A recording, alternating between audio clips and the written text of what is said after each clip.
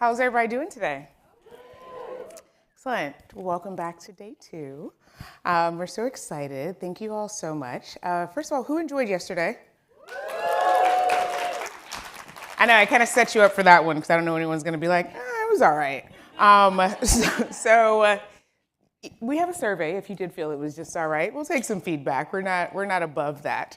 But we do want to welcome you back to day 2, and we're so excited. We have such an amazing lineup of conversations and connections, and of course our Story Fest announcement and our winners, and it's just going to be a really, really wonderful day. So I'm going to get us moving. I'm going to welcome out my colleague, the founding director of Planet Forward, Mr. Frank Sesno.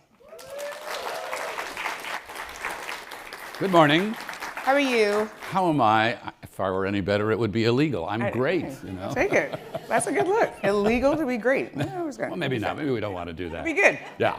It is going to be a great day. It's going to be phenomenal. How's everybody doing today? Good? It's not like they got some sleep, which is good. They weren't like out partying all night in Foggy Bottom. I'm sorry to hear that. I know. It's not too late. You could do that tonight. You can. Yes. So go out. Although Foggy Bottom, we want to keep it, reasonable. Touche. So really looking forward to today, right? Because we're going to so hear excited. as you mentioned, some incredible people.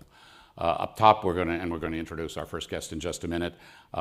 This is about, what we tell a lot of our stories from, right? The basic science, the discovery that goes. And then we're going to hear from some folks who make all this possible and are uniquely committed to sustainability. They're walking the walk, to storytelling. They're talking the talk. And they're supporting Planet Forward, and we'll hear why and all about that. Very excited. Yeah? I can't wait. I'm really excited. Well, you were waiting for me because I had to run upstairs. My son is here. He's on spring break. Where is he? He wouldn't come. He's upstairs in my office, but he's doing I told y'all about a science fair project, right? And so I was so excited for Dr. Stofan's conversation. I was like, you have to come downstairs. The Undersecretary of Research is here. And he was like, what? So I'm working on my 12-year-old. He's 12. Uh-huh. Okay. So good luck, by the way. Thank you. You have a few good years ahead of you. Thank you. Let's introduce our first guest. We are incredibly honored and privileged and pleased to have Dr. Ellen Stofan with us today. She is, as Dr. Cheers mentioned, the Undersecretary for Science and Research at the Smithsonian Institution. When you hear Smithsonian Institution, what do you think about? Shout it out. What do you hear when you hear Smithsonian? What do you think? What? Science. Science. What else? Museums. What else? NASA. Okay. Yes, all of the above.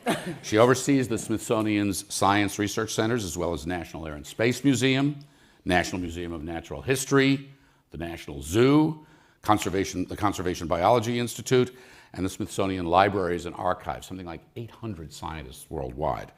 Her focus includes the institution's Our Shared Future, Life on a Sustainable Planet initiative, and the Smithsonian research that's focused on unlocking the mysteries of the universe, from black holes and all kinds of things beyond Earth.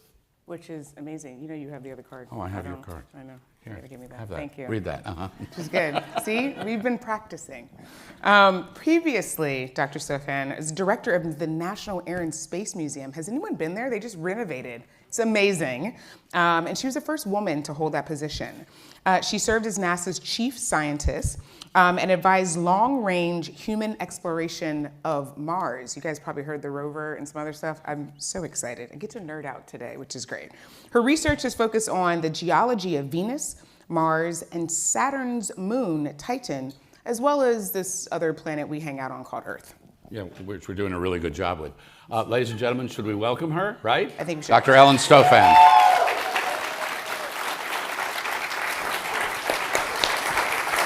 Thank you. Why don't you sit in the middle? Okay.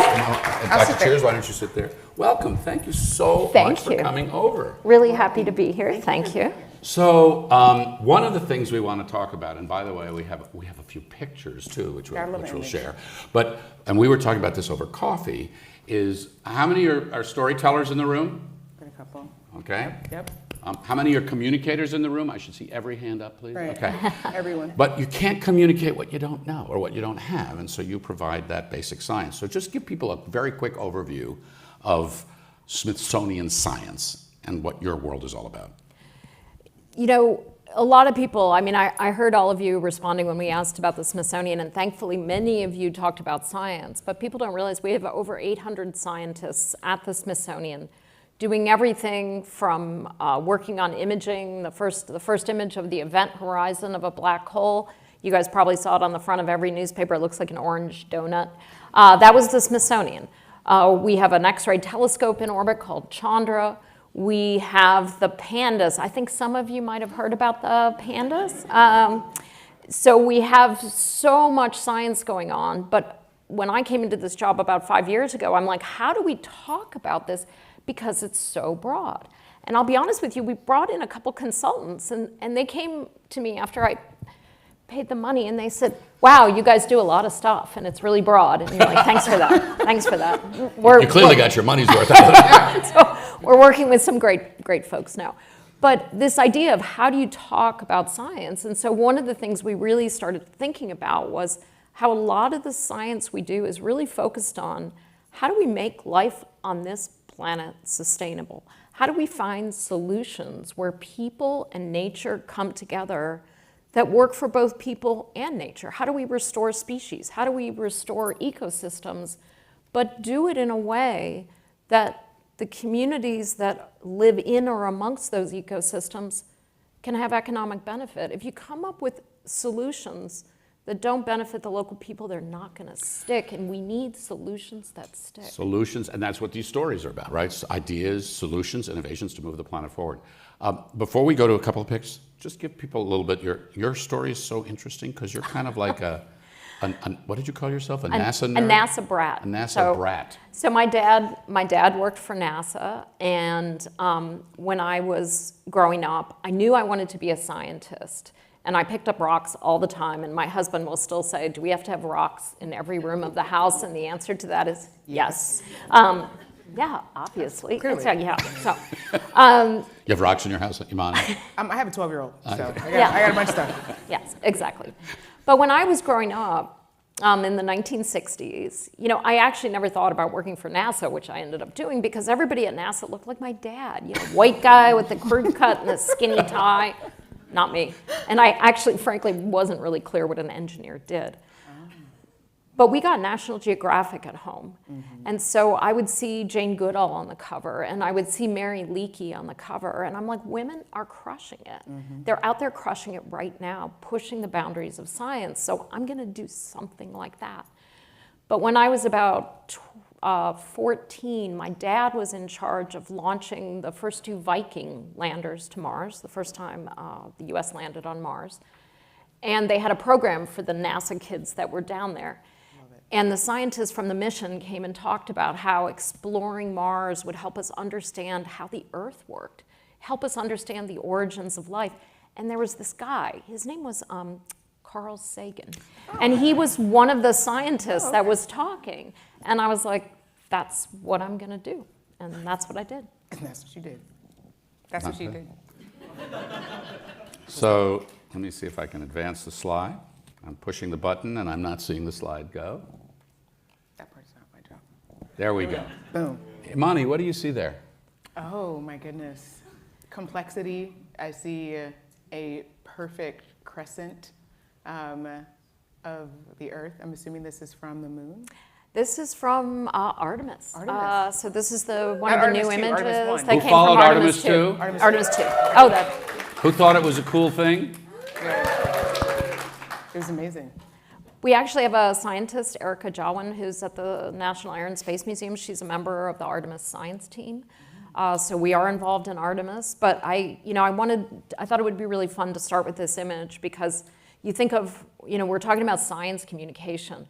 Why did this story grab the public? I was actually surprised, I will say, because we've had astronauts now up every day on the International Space Station. We've learned how to live in space. Mm-hmm. There are always people, every once in a while, spot the station, get the app, watch the space station go over.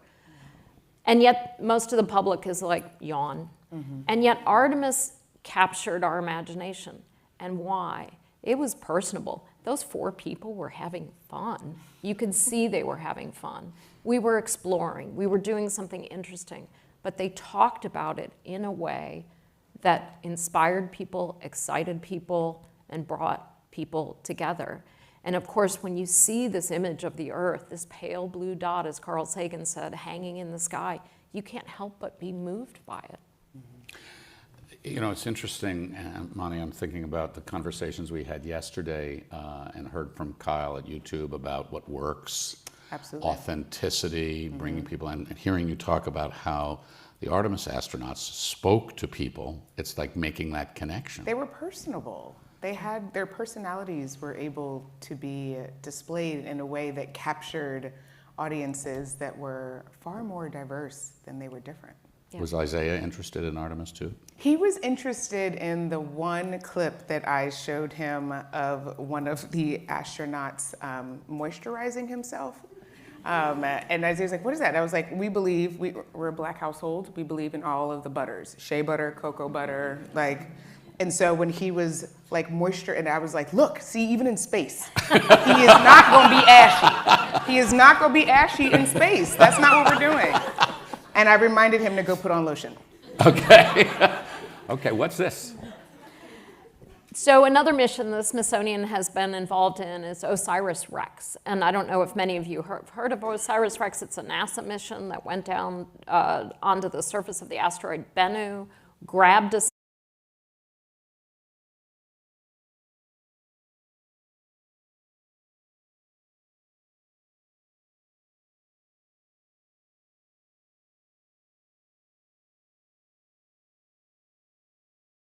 to me about the results from Bennu is we're always trying to answer this fundamental question. Is there life elsewhere in the universe? And how did we come to be? You know, why is the Earth this wonderful habitable planet? Not any of the others in our solar system really are.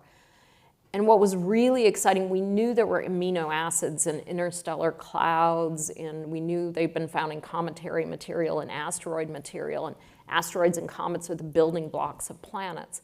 What was exciting about the results from Bennu was we found all the different amino acids that help form life here on Earth. So asteroids and comets are really what delivered, you know, the origins of us to this planet. And so that science, that sample that came back from Bennu has really helped move our understanding of life on Earth forward. The other thing that was getting further into the nerdiness, there were minerals in veins through the asteroid that indicated at one point there was liquid water on the surface. It was probably a larger body. You put amino acids together with water, and you've probably got chemistry that's proceeding towards life. So again, thinking that by the time asteroids were delivering material to the early Earth, it could have been a lot further along chemically than we had previously thought. So totally new science. Whoa. That's amazing. Where's that asteroid come from?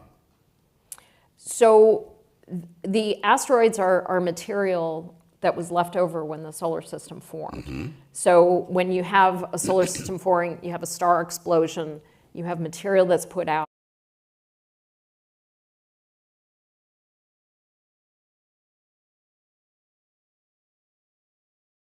And then some of the material, silicates, iron, heavier metals, condense into rock as they cool. That rock then collides and collides and collides, and that's how you build up planets. OSIRIS-REx was 2025? Yes. This is 2028? Yes.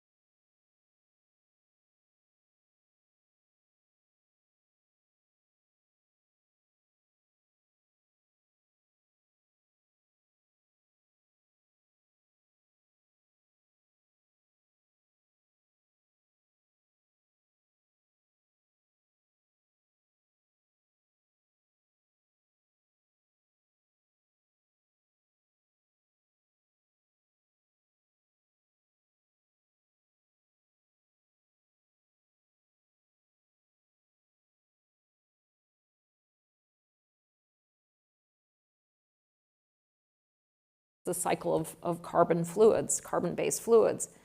So the idea, and so Titan becomes really intriguing because again, think back to Bennu, all those amino acids that led to life have been delivered everywhere in our solar system. And when they interacted with water, we know you started getting the chemistry that proceeds towards life.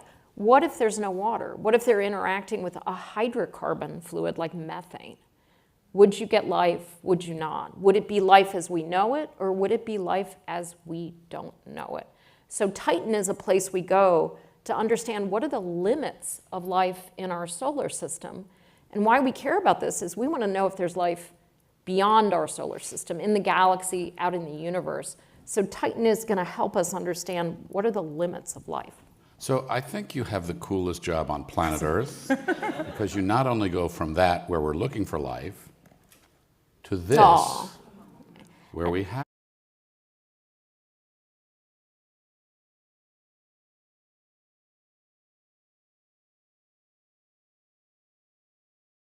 Smithsonian Zoo on Instagram. Okay, so we've been like seeing the baby elephant. So this is Lin Mai, and The baby is. the baby. Yes. We have not had a baby elephant at the zoo in 25 years, There we go. and Still my heart. adorable, adorable, adorable. On Earth Day, she will be revealed to the public, so you'll be able to see her at next the week. National Zoo So you're starting on getting a Earth sneak Day. preview here, folks. Yes. She is now about 2 months old. She weighs 440 pounds. She weighed 300 pounds when she was born. And I will say, elephants have to go uphill and then turn 90 degrees to come out. So her mother, maybe not surprisingly, actually rejected her. So yeah, her mother rejected her. Yesterday. She was aggressive to her, so they've had to have elephant aunties. Right? That's what they call That's them. not her mother there. No, that's her auntie, Shwarma, who helps take care of her. And luckily, this elephant has never had a calf before, but from the beginning, when they put Lin Mai in with her, and Lin Mai fell asleep, Shwarma came over and put her trunk on Lin Mai and stayed there while she was sleeping. But as Maternal a instincts, I love it. really We're sweet. making the room melt here. But Yeah, she's like, as a consequence, we're having to bottle feed her because again, her mother rejected her. Right. And to say, I don't want to make it out too bad. A lot of first-time mothers do this in the wild. A lot of babies in the wild from a first-time mother die. That's nature. In an elephant herd, you usually have other elephants, maybe other calves in the herd, so someone might adopt a rejected baby, and so there can be outcomes. This was our first baby in 25 years, and we weren't willing to let anything happen to her. So we are bottle feeding her formula from Australia. The US formula didn't agree with her. We're importing formula from Australia for her. okay. She has to have a No bottle. tariffs on that, I hope. She has to have a bottle every 2 hours Okay. for the first year of her life. And these bottles are like this gonna big, say and they're she massive. glugs Yeah, it. okay, She yeah. glugs it Like a down. couple gallons. And I will say, because I've been using my executive privilege, and I've been going over to see her just about every week because it's like my happy place. Because she's very, obviously she's being bottle fed, so she's being handled.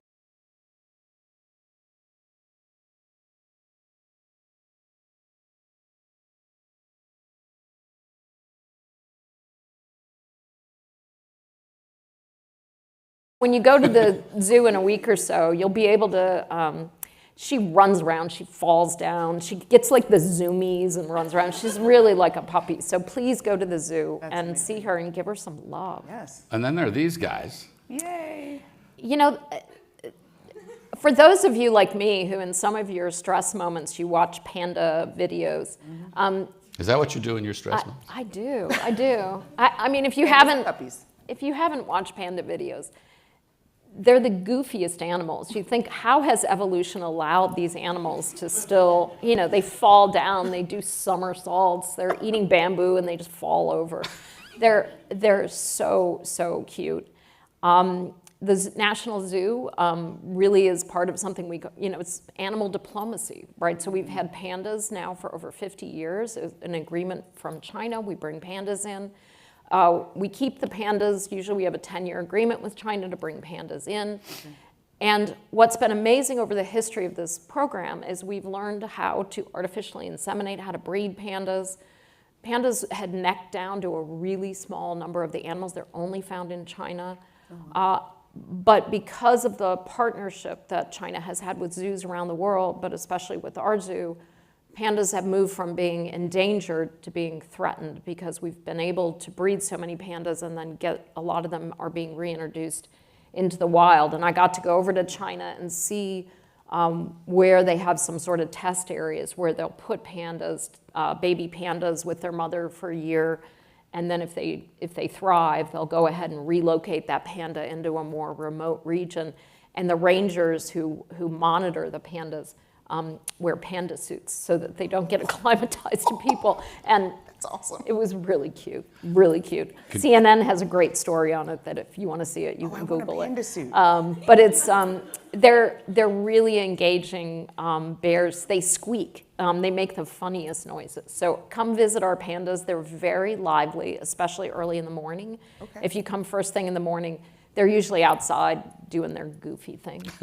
I'm obsessed. So what's interesting about your work and the research as you mentioned it, is it's not just a zoo and taking care of animals, it's researching them and repopulating them where you can. And this is an active project, bison on the top, black-footed ferret on the bottom. Tell us about that. So we partner with an organization out in Montana called American Prairie. Most of you know the American Prairie ecosystem was largely destroyed in the western United States. In this area of Montana, between the late 1890s and about 1940, every mammal over 40 pounds was wiped out. If you think at one point in the United States, there were tens of millions of bison. We don't actually know how many. We don't know what the natural range of a bison is because we literally killed most of them before we really studied them. Luckily, there was a small herd of bison left. There were some bison in Canada that left, and we've been able to bring the population of bison back to somewhat health. What's really interesting is out in American Prairie, they're saying, can we combine public lands with land that's bought up by a conservation and try to recreate 1 million acres of a prairie habitat? The Smithsonian is the science partner, so as the bison come back onto the land, we monitor the bison, we measure the effects the bison are having. Bison are ecosystem engineers, so they go out, they actually don't spend a lot of time at rivers the way cattle do. So when you put bison on the land, all of a sudden the riverbanks start to be less eroded, trees come back. When the trees come back, the fish come back to the river, insects come back, birds come back. So just bringing bison onto land brings the ecosystem back. Black-footed ferrets, we breed those here at the Conservation Biology Institute out in Front Royal, Virginia. We've been reintroducing those with partners out into the prairie. You need prairie dogs, you need black-footed ferrets, which have kind of a relationship with each other. And again, those help turn over the soil. They are also ecosystem engineers. So bringing these iconic species back, and what we see is when you bring back a couple key species, everything else starts to heal. Ellen, I want to ask you this. One of the proud parts of Planet Forward is our Indigenous Student Correspondent Program. How is this work holding hands with tribal knowledge, cultural knowledge? How are you partnering with Indigenous and tribal communities to do this work? We do. There's a whole series of tribal reservations along what's called the High Line, along the boundary kind of between Montana and Canada. And we had scientists that just went out there, and it took years. They went out to the tribal nations, they sat down with the people and said, what do you need? Tell us your stories. Tell us what you value. Because again, as I said in the beginning, if we don't work with those communities and understand what they want, we can helicopter in, drop some idea on them and leave. It's not going to stick. Of course, what we found out was bison, swift fox that we've also reintroduced, these species were key to the culture of those tribal nations. They wanted these species to come back. They mourned the loss of them because they were so important to them culturally. We actually have scientists now that are teaching in some of the community colleges on the tribal nations. We're working with those tribal nations. Some of the people that started out as interns on our projects are now like the deputy head. Our aim is to eventually leave and have all the people who are in charge of this project be from the local tribes that live there. Because again, that's how solutions stick. That's how you bring ecosystems back, is you work with communities with what they want, not what you want. Well, are you also actually partnering and actually taking advantage of tribal knowledge and native knowledge and culture, and not just imposing Western science, because it was Western aggression that took these bison out and butchered the herd and the people who lived there? The hard thing is, and what was a real learning issue for me, was I'm all about scale, scale, scale, scale. I mean, we all know, right? We've got climate change happening. We have incredible biodiversity loss. And so you see something happening that's successful, and my mind is instantly, how do you scale this? How do you scale? We're going to bigger this. We're going to make it giant. And when you see the time that it takes to gain trust with partners, to find solutions that work between partners, this is slow work. And you can try to start applying that. So a lot of the approach we're using now is, how do we partner with other organizations? Because we can't, our scientists can't be everywhere. How do we work with the Nature Conservancy? How do we work with Conservation how do we reach out to all the other organizations that frankly tend to each kind of be doing their thing? And how do we work together in partnership? Because that's how we're going to scale. So speaking of partners, one of our partners is the SUNY College of Environmental Science and Forestry, right? Forestry is the middle name. And you're working in the forest. So tell us what we're seeing here. So a lot of people don't know that in about 1923, I'm getting the date wrong, the President of the United States asked the Smithsonian to go down to Panama to document the biodiversity of Panama, because the Panama Canal was being built. And they realized, even at the time, we're doing something crazy to this ecosystem. We should go down and understand what lives down there. So the Smithsonian Tropical Research Institute was founded. There's an island in the middle of the canal called Barrow, Colorado Island. It used to be a mountaintop. Now it's in the middle of Lake Gatun, which is the center part of the canal. It's the longest studied tropical rainforest in the world. It started a program at the Smithsonian that has evolved over the years called Forest Geo, where we have 25 to 50 hectare plots around the world in every forest type. And every 3 to 5 years, we measure every stem over 3 centimeters in that plot. Wow. Now, why were we doing this? ESF, is that good? Wow. Why were we doing this? We wanted to understand how forests grow. We wanted to understand how forests die. When you think about it, it's not just important to understand how things live. You learn a lot from understanding why things don't live. So this was just an in-depth science project being done for scientists, science for fundamental knowledge.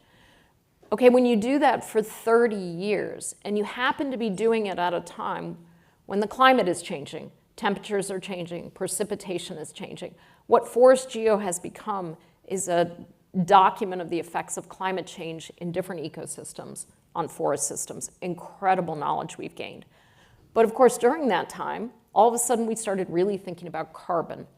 How much forests are pulling carbon out of the atmosphere? How does that work? How does it change over time? How is it changing with a changing climate? So we've actually started a project with other forest networks around the world called GeoTrees. So the funky multicolored image on the other side you see here is a LiDAR image. So we take images from ground-based LiDAR, drone-based LiDAR, we combine that with the in-situ measurements we're making of the trees, and we ground validate satellite measurements. We're working with space agencies from around the world, ESA, NASA, and say, can we validate your carbon measurements from space to create an open source validated system for carbon? Most of you have probably heard of carbon markets. Some of you might have bought carbon credits. The problem is a lot of the carbon credits now are done by companies. They have proprietary algorithms. There's been some scandals with some of the companies where people say, it wasn't really, the trees weren't there, the forest wasn't there, the carbon measurements are correct. If you can't agree on what $1's worth, a dollar is worthless. So if we're going to have carbon markets that work, there has to be an underlying measurement system that everybody agrees to. That's what we're trying to do with GeoTrees. We have support from the Bezos Earth Fund, Gordon and Betty Moore Foundation. We're starting in the tropics, but we're going to do a worldwide open source, free data for validating carbon. And if Dr. Imani Cheers wanted access to that data, you said it's open source? Yep, it's available over the web. So anyone, our students, our researchers, journalists, can have access to all of your research. When we get the system completely up and running, it's not completely Right. up and running yet, but But yeah, it when will we be. do, it Yep. will be. Yeah. Okay, that's amazing. So to that point, here's a photo from 1926, I think it is, of fossils and bones and stuff like that. And then fast forward to this, which is an incredible collection. So the Smithsonian, you've been collecting data and specimens for ages. And because this is all open source too, for anybody in this room who wants to do research or tell a story, you could have access to this. So what is this and how does that open source stuff work? So a lot of people don't realize the Smithsonian actually started as a research institute, not a museum complex. But if you go back to, we're 200 years old. So if you go back to the 1850s, 1860s when we started, research institutes collected the natural world. That was how you were studying it. You were bringing in everything from around the world and saying, how does the natural world work? We've got to go out and collect. So we went from one building, the castle, full of specimens, to the current day where we have 148 million specimens at the Natural History Museum alone. We have about a third of the world's type specimens. Wow. So say a green parakeet, we might have the type specimen, the specimen that all other specimens in the world are referred back to. So this issue of it, and I will tell you, only 30% of this collection is digitally discoverable. So right now, we're doing some really fun projects. How do we get this digitized? How do we get it? How do we get the genetics of this collection? Mm-hmm. Because just think if you can apply AI models to these collections, absolutely, what you're going to learn. It's going to be incredible. So just staying on this for a minute, if somebody here, how many in the room again, hands up, have done a story or actually want to do a story for Planet Forward or anybody else? Okay, lots of people. So if somebody wanted access to this, where would they go? How would they get it? They write to the museum and ask for access to the collections. Usually we give access, or if it's for a story, you go to our public relations department at that museum. But if it's for doing research, you go to the science, but otherwise you go to public relations and you say, I want to come do a story on the Smithsonian. So you guys are good at stories. You're like really creative at stories, amazing at stories.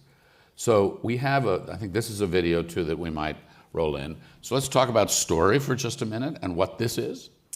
So I came in basically the year before to the Air and Space Museum, the year before the 50th anniversary of the landing on the moon. I don't know how many people were in Washington, D.C. at that time, but I came in and the Air and Space Museum said, we're about to start our reconstruction of the museum. We're really busy. We're going to have to take a sort of a back. It's taking off on the Washington Monument. It's taking off on the Washington Monument. So we said, how do we bring this story to the American public? How do we talk about Apollo in a way that makes people excited? And an employee of the museum slid a piece of paper across the desk for me, and he goes, the Saturn V rocket was about the same size as the Washington Monument. That's awesome.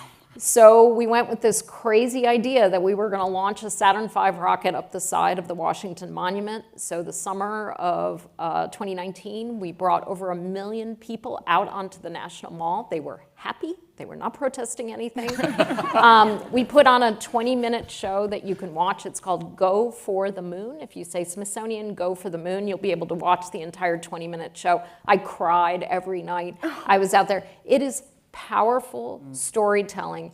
And if you watch the video, it's really funny because you can see people just like on the edge of their seats for the launch and the moon landing. And you say, this ended okay. It all ended happily. But we brought that excitement, that stress, that pride, we brought it to the National Mall, and it was super fun. That's amazing. Dr. Cheers teaches video production. I do. I teach sustainability reporting. So many people in the room want to be communicators, whether they're filmmakers or journalists or scientists. Mm-hmm. What is your advice, having gone through all this incredibly fascinating stuff, as to how we can be better storytellers that actually connect with our audience?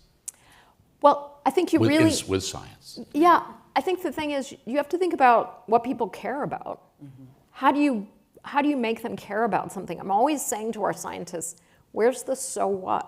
Yep. You know, we do really incredible science, but sometimes we forget the so what. You're like, oh, I'm studying this animal or this fish or this ecosystem and I have this really interesting result. So what? Mm-hmm. How does it relate to somebody who grew up in Ohio? How does it relate to a person from another country? How are we helping the planet? How can you bring that story and bring it to people's hearts, to what they care about, to our shared values? So this idea of the Smithsonian with our shared future, it's really thinking about how do we take Smithsonian stories about the past, about what's happening now, and really bring it to people's hearts and minds to say, this is what brings us together. And I think really trying to understand, how do we relate to people on a personal basis? How do we inspire them? How do we make them cry? How do we make them laugh? That's when we can start winning hearts and minds. I have to be able to link a somersaulting panda to why it's important to do panda conversation. If I only have the somersaulting panda, I've missed the connection back to conservation, endangered species, international diplomacy. So I have to bring those together.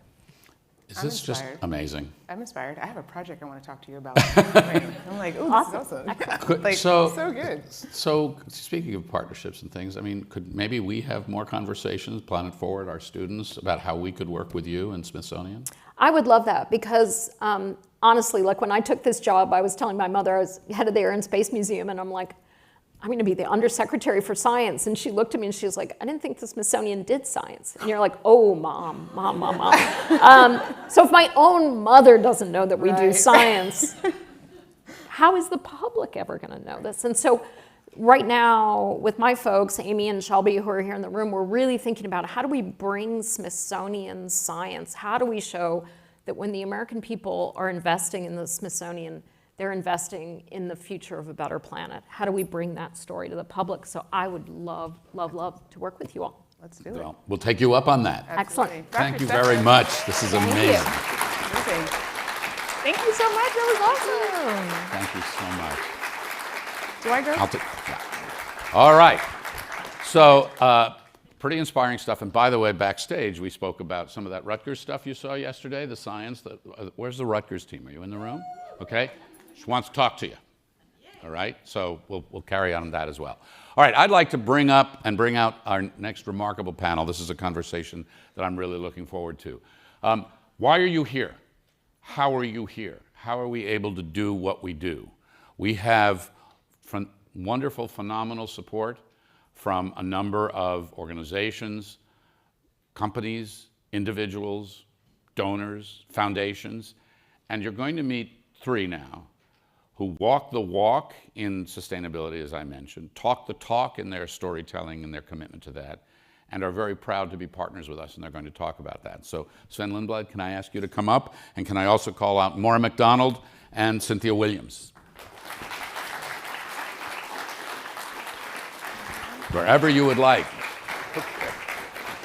So let me introduce everybody. Welcome, welcome, welcome. Let's start with Cynthia. Cynthia, thanks so much for being here. You're the global director for the Ford Motor Company. Yes. Ford Motor Company, right?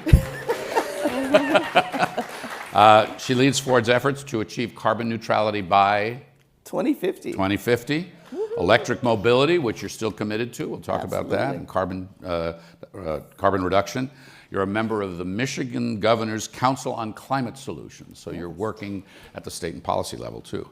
Meet Maura McDonald, please. Maura is, she's the Environment Program Director with the Walton Family Foundation, and really is an incredible leader in this space. Maura will talk about this, but they support environmental journalism in a host of different ways. For the last 11 years, she's led the Mississippi River and Coastal Initiatives, more than 20 years of experience in wetlands and freshwater conservation. She managed the Mississippi River and Great Lakes programs. The National Fish and Wildlife Foundation has done just amazing things and is a wonderful human being. So we're just delighted to have her. And Sven Lindblad is a great friend of Planet Forward. I think we figured out we're in the 8th year now of this, something like that, where Lindblad Expeditions has been providing the StoryFest prize for our students who make it to StoryFest, and we're going to learn about that a little bit later. And Sven is going to be up on stage along with his colleague Amy Bergquist as we announce and hand out those prizes. All of you, as I said, are with organizations that are first and foremost committed to sustainability in one form or another. So let's explore that first. Cynthia, can you talk a little bit more? This is a very weird time to be having this conversation because we had a national policy that was supporting the just transition, right, to electric vehicles. The Ford Motor Company made billions of dollars of investments in electric vehicles, and you've had to step back from that, change that a little bit. So what's left of that? How are you managing your commitment to sustainability with the real world that we got out there?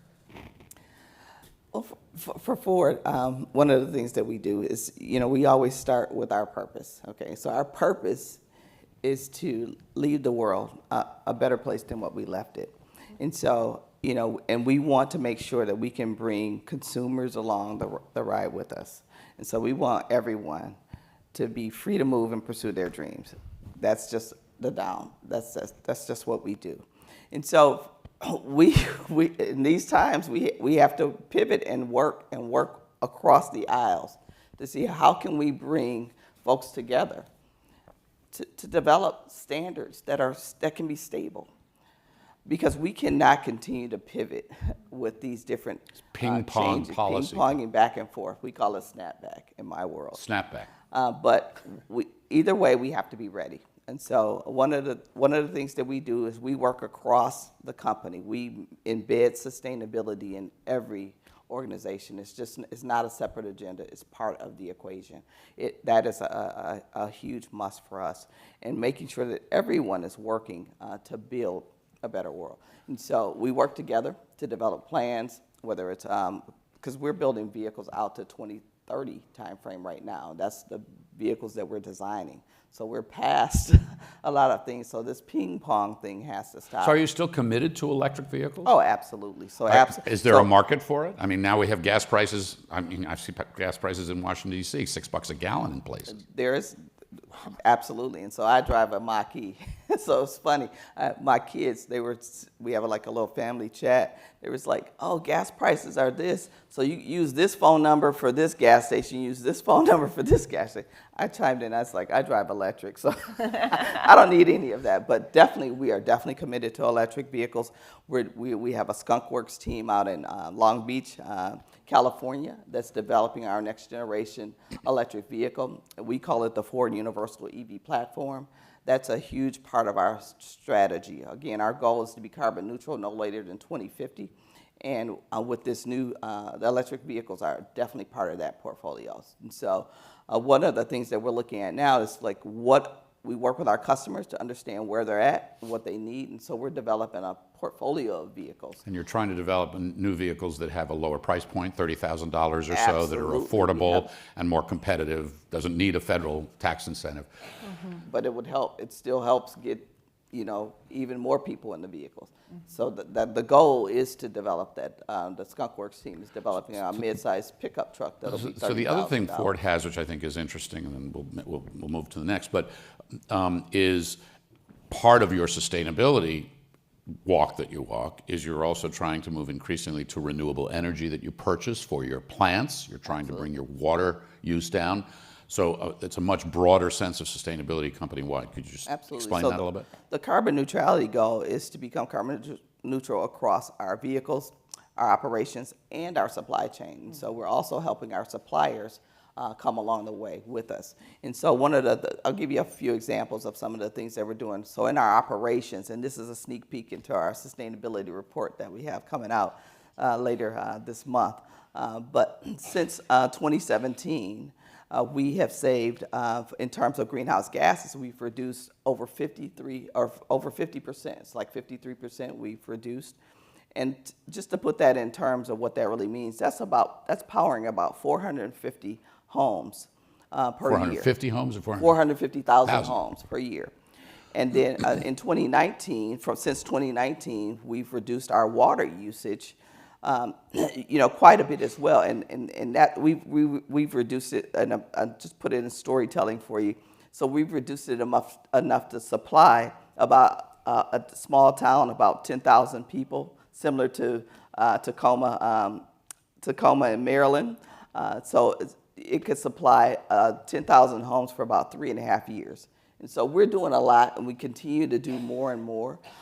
In terms of waste from our operations, we've reduced waste in terms of just in 2025 alone, we've reduced waste that's equivalent to, you saw some of the pictures that were shown earlier today. So just consider about 138,000 of those elephants that you saw earlier today. So we've diverted enough waste to that's equivalent to about 138,000 of those, about 800 and some odd thousand pounds of waste. Wow, okay. Amazing. That's good. I think it's really interesting, too, to point out, and this is some of the storytelling we do, how we frame a story, that these sound like they're very good things for the cause of sustainability. They're also good for business because in many of these cases, you save money. Exactly. And so it makes bottom line sense. Maura McDonald. Yes. The Walton Family, Frank Sessman. the Walton Family Foundation. Explain to people who this is and the commitment, because you lead the environment program, what that means and entails. Sure. So I work for the Walton Family Foundation. This is the family that was very successful in the company Walmart. But this is their family foundation. So it's kind of like working for the Ford Foundation or the Rockefeller Foundation. It's a private family foundation. And it's been around since the 1980s. It got big in the aughts. And the family has been, since that time, committed to environmental conservation. They are a water family. They grew up with their experiences around family and togetherness time being focused on canoeing or kayaking or experiencing the outdoors. And so they have sought for this last 20 years to really make a huge commitment to protecting water resources. So we focus on healthy rivers and healthy oceans. Our new strategy, we were upstairs a couple weeks ago talking about that, but it's focused on how we can advance nature-based solutions, because what we really think is that when we are taking better care of nature, we're also taking better care of ourselves. And so our work is aimed at thinking about how we can use those decades of science research, some of which we heard about in the panel before, that tell us that restoring wetlands and floodplains and forests and other nature-based solutions actually can be better ways for us to manage water, that it's better to restore a wetland or a floodplain than to build a flood wall, that it also protects our water quality, it gives us biodiversity. And so our goal is to figure out what gets in the way.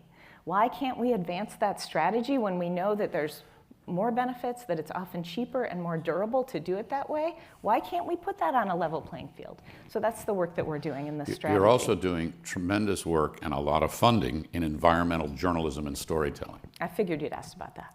Yes. Well, and we are very pleased and proud, and I actually do want to shout out that part of your funding supports the Indigenous Correspondent Program. Yeah, totally. It supports the water stories that Planet Forward students do across the country, and that's great. But you are funding reporters and newsrooms and things that are getting out there to many, many people.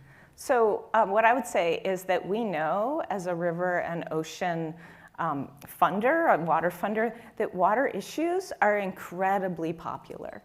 That when you poll environmental issues, 80% of people say clean, fresh water is incredibly important to me. And people do not understand why those are being degraded. And so funding environmental journalism is critical to that. So we've been funding that. We fund it at the local level. We fund it at the national level. We fund NPR and the AP and PBS, and we fund a regional outlet in, or enterprise in the Mississippi River. We call it the Ag and Water Desk, and it funds regional papers all over. It puts reporters on the ground, but it also helps journalism students at universities to get real experiences and be able to do more and better reporting. And then we fund Planet Forward because we know that our future success depends on being able to help people understand and translate that love for water to what they can do in their communities, and then how they can activate decision makers around that. So we see environmental journalism as critical to all of that. Can I say one more thing?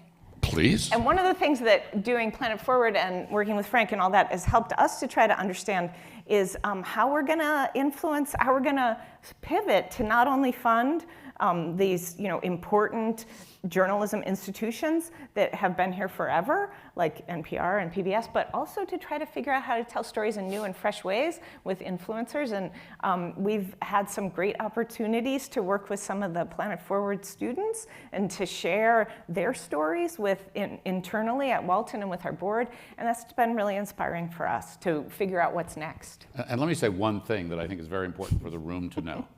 And we have these conversations very directly with anybody who funds this project. The funding does not connect to the editorial work. They don't tell us what we report. They don't edit our stories. There is something of a firewall between that's that. what we And say, and all that's true for understand all that our going funding. All our environmental journalism funding is we have that Right. firewall. Yeah. Sven, one of the things that I've so enjoyed in getting to know you and Lindblad is this really interesting conversation that you have about sustainable tourism and what that is and what that means. So that's your commitment to that. So maybe you can talk about that. I will. But first of all, I just want to say that your conversation with Ellen was one of the most inspiring conversations I've heard in a very, very long time. That was just awesome. And your enthusiasm is off the charts. So, I love that. So, sustainable tourism. I grew up as a naturalist. I sort of formed my thoughts when I was living in East Africa in the 1970s, hanging around with elephants. So I spent a year and a half photographing elephants before I came back to the United States and eventually started the company that I now have called Lindblad Expeditions. But I've always felt just deeply that we have to rethink or we have to reimagine our relationship with the environment, with nature, with natural systems. And in that I wasn't really trained for much else, I decided to go into the travel business. My father was actually in it, a pioneer of what we now call, he's really the father of what I would call ecotourism at the moment. And I felt that the idea of being able to bring people and expose them to the world, culture, nature, history, created this sort of army of people that then began possibly to think differently about how we deal with our challenges. And at the same time, it's enormous fun. So it's been a very, very satisfying life to be able to make these journeys possible for people. And at the same time, I'm aware of the fact that when you use the word sustainable, there are lots of challenges with any interaction with wild places, with culture, that you have to be cognizant of, because you never go to these places without having some form of effect.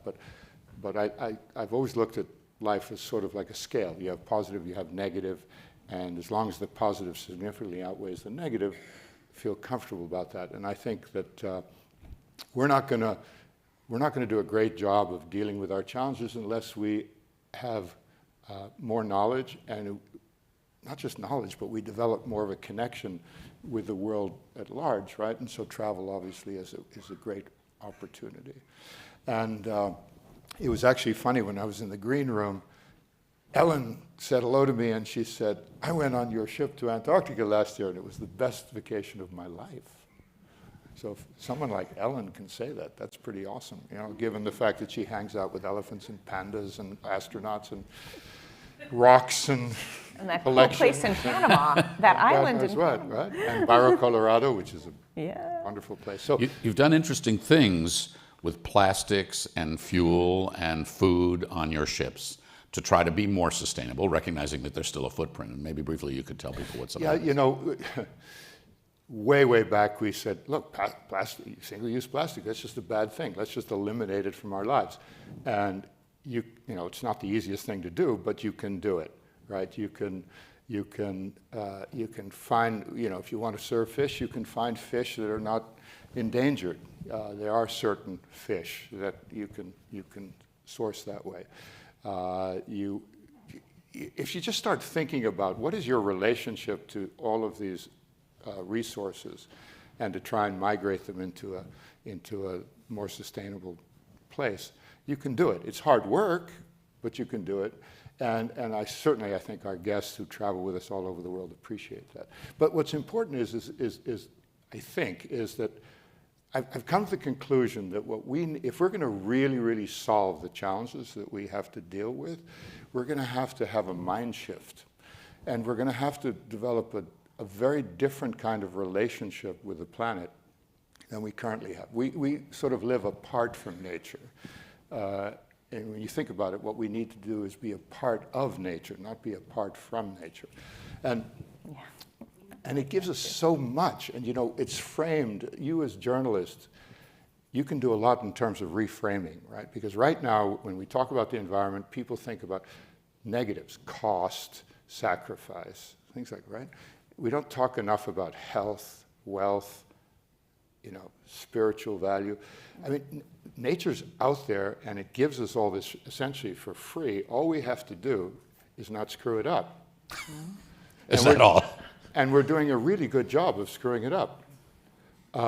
And we're not doing a good job of developing that different relationship. Cynthia, I see you nodding your head over there, and that's interesting because, you know, the Ford Motor Company is a gigantic multinational corporation. Absolutely. But, you know, storytelling is so key. It's so key that you have to boil the data down to something that your grandmother understands, and bringing that person in to make sure that they are part of the solution.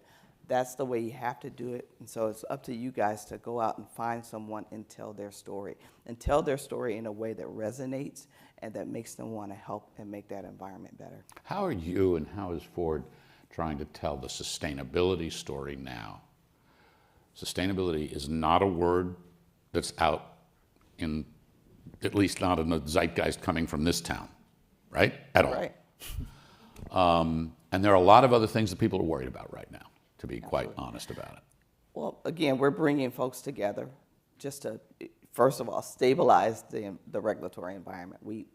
That is a must. We must do that. So we're working with non-government organizations to do that. We're working with governments, and we're working with just any partners, utility partners, because some of these electric vehicles that are coming online now can actually bring residual income to customers that buy them. And so just teaching that story is some of the things that we love to do. One of the things that I love to do is to work with young children. So I work with, I adopted a middle school, and so I take engineers out to that middle school. We build Legos, electric vehicle Legos with those students, and teach them how to program them and so that they can move. They name them, they do all types of things. But again, that's teaching them early the benefits that electric vehicles can bring and the benefits to the environment. So working with children, working with adults, you know, you got to go back and forth, but starting early, I think, is key. We talk a lot in storytelling about framing, how you frame a story, right? There's the doom and gloom frame, there's the innovation frame. There are different kinds of frames that you have. So the frame when the Mach-E got rolled out was basically drive this cool electric car and save the planet. Absolutely. But what's always struck me is I kind of think there's a better framing, which is you're never going to go to a gas station. You're never going to need to change the oil. You don't have an exhaust system to worry about. In the District of Columbia, I have an electric vehicle. I never have to get it inspected. Exactly. Yeah. All right. So how is Ford framing now the messaging and the conversation, the story around electric vehicles? All of the things that you said, that total cost of ownership is key. How much are you going to save over the lifetime of that vehicle? And so you make, you know, and the incentives, those things help bring the initial cost down. But again, you never have to change your oil. You never have to stop at a gas station. So come on. So join the club. Join the club. And it's better for the environment. So that we work with our teams to hone that message, to get those key bites out there to bring folks in. And what's key, I work with a lot of organizations as well. What we say is key is getting butts in seats, get them to drive the vehicle, because my electric vehicle is the most powerful vehicle that I've ever driven. I love the performance. I step on the gas, you go. And so, How many in the room have driven an electric vehicle? A fair number. Okay, a fair number. For those of you who haven't, right? It's like exactly. People don't know. They think 0 to it's like the hybrid. Get a free rather Ford than when you leave they, the They room. don't understand. Let the record show. Sorry, Cynthia, I don't own a Ford electric vehicle. We gotta My get neighbor you on does, one. but We definitely have to get you in one. So, are you doing a new ad campaign or anything around? We're doing ad campaigns. So you're still advertising EVs. Absolutely, and I'm on the CalSTART board, the VELOS board, and I work with another organization called EV Noor, and so we're working with them to do different ads, bringing real life customer stories like these 30-second ads, and you'll see a lot of those coming out over the next year. But we're continue to hone the message and get busting the myths about EVs, and that's another thing we're trying to do. Maura, storytelling. Why Walton Family Foundation is so invested in it, and maybe you can talk about how you view the importance of environmental storytelling that we continue to do to reach the public. Yeah, I mean, I think that unfortunately, our field, like environmental advocacy, it has, we've struggled because we've let our story about nature and connection and things that people can relate to, we just haven't spent enough time cultivating that story. We've let our issues become partisan and become something that flips back and forth and is subject to that whipsaw. And I think that centering nature and the experience that people have in nature, and centering storytelling and the people, the people, I think is a really powerful way for us to help folks remember that water is really important, nature is really important, and that it doesn't have to be a partisan issue. Making it, again, an individual issue. We can bring, historically, conservation and environment were bipartisan issues. Teddy Roosevelt started the conservation movement, and I think we see our work and why we're invested in storytelling is trying to get back to that, trying to help people connect back to the outdoors in a way where they remember that we don't have to make this so gosh darn controversial. Exactly. Your lips to God's ears, as we say, right? So let me ask all of you as we wrap here to give a very quick piece of advice, 30 seconds or so, to the people in the audience, especially the young people in the audience. Many are here because they want to be storytellers, formal storytellers, filmmakers, photographers, documentary makers, journalists. Everybody's here because they care about the planet and they care about the people. Everybody's here because they're interested in communication, and we all communicate now, whether it's just an Instagram post or something more formal. So to wrap it up, let's just kind of go down. And what's a piece of advice you would give to folks in the audience? Van, you want to kick it off? Yeah, I mean, particularly as a young person, I think the most valuable relationship that we as human beings can have is with nature. And if we cultivate that relationship, we are basically ensuring future generations a really vibrant possibility. But if we damage it further, we are really going to have we're leaving our kids and our grandkids with a real deficit. And you have the opportunity to think about how do you make people care? And that's a real challenge, but you have to think in terms of how do you translate what you feel so that people can understand that they have a stake in this and that it's critical. And that's it. I think that people in our field think that they have to be experts to be able to talk about this, and that is just not true. Some of the most compelling storytelling around natural resources, water, rivers, the environment is done by people who have these experiences. So I think all of you have that opportunity to have these experiences and to share them for others who can't touch and feel that. So don't think you have to be an expert. Go out and do it. Absolutely, and keep the message simple. Say, relate it back to something that somebody understands and bring them into that conversation. Help them to, change their thinking. And if they're part of the solution, again, they will want to help fix it. So I want to thank all of you. So what, in addition to the support that you've given us to make this all possible, you've been great partners. So we've taken students out to Dearborn, Michigan. They've seen the Ford EV150 facility out there, talked to engineers, done stories out of that.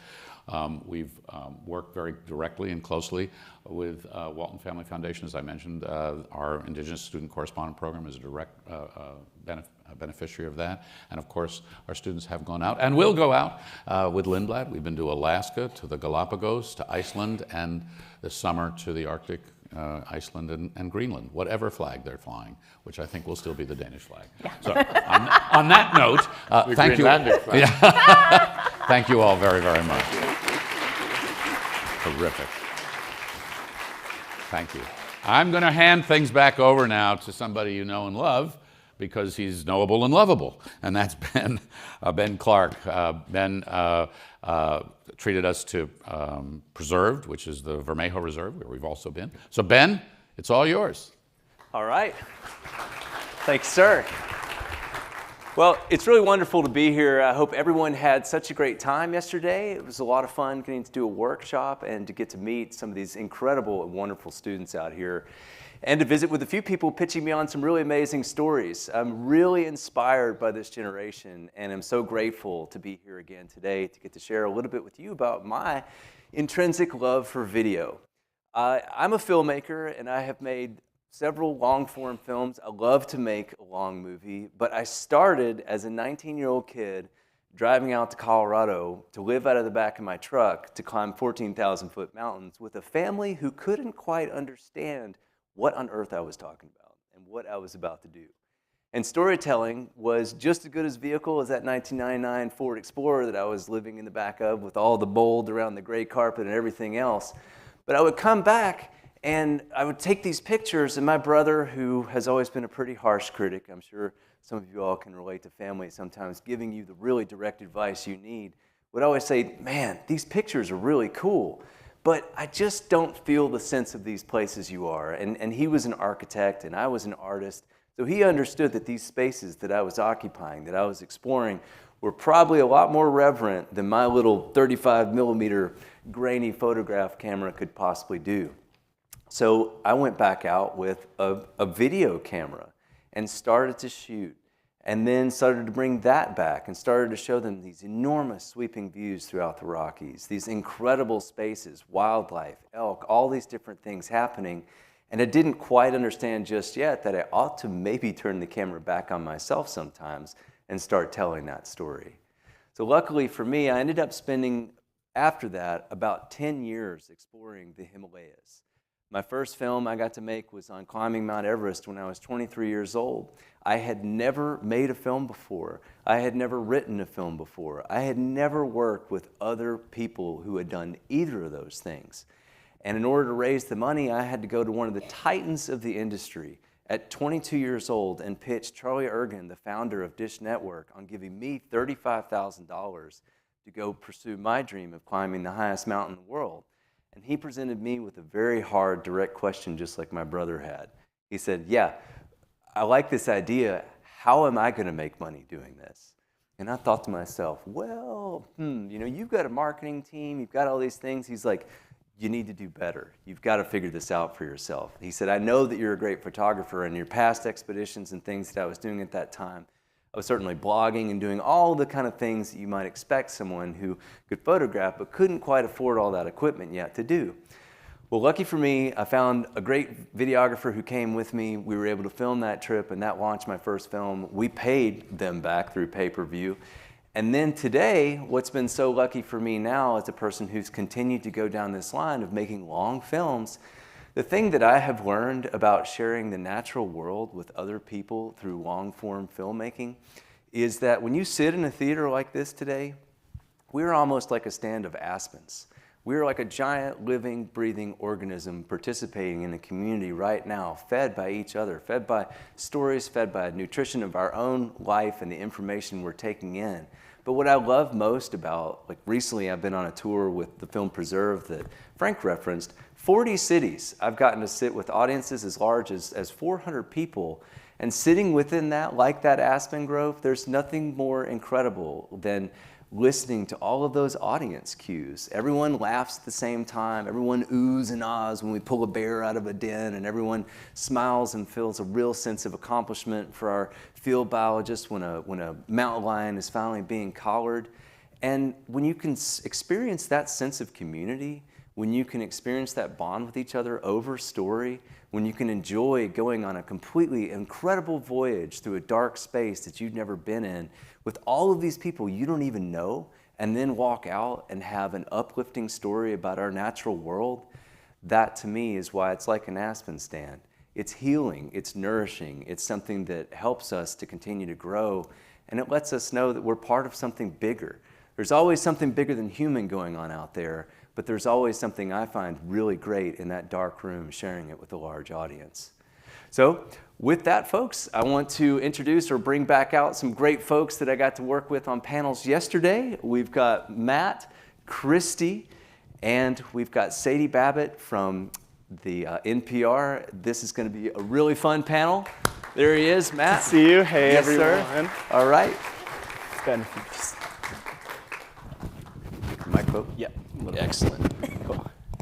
Awesome. Get comfortable. Could we just give another round of applause to Ben for that wonderful monologue? It's great seeing everyone today. And who's here? Who here's ready for the last segment, the third segment of the Take the Mic Show? Woo! We are going to get into the video category. We've heard from folks about their multimedia stories, about their written stories. But now I'm really excited to introduce our first student storyteller from my alma mater, the George Washington University. Please welcome Andrew McCabe. Come on out, Andrew. How's it going? Good to see you, thank you.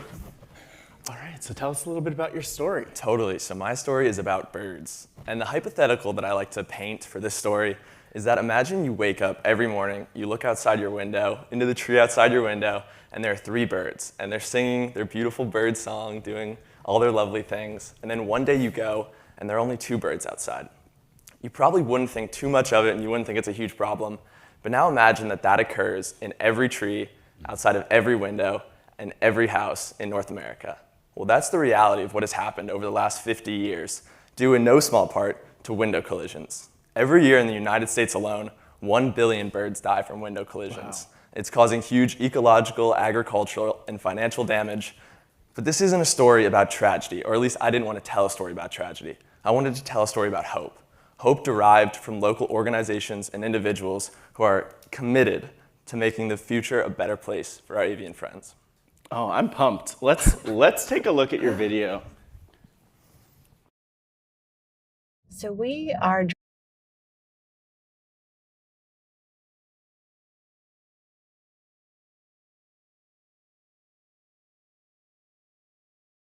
and Union Station, and they will treat them there. Well, determine what their injuries are. The injuries are not serious. I've actually had times where they have given the birds back to me and allowed me to release them. It doesn't happen super often, but it has happened before.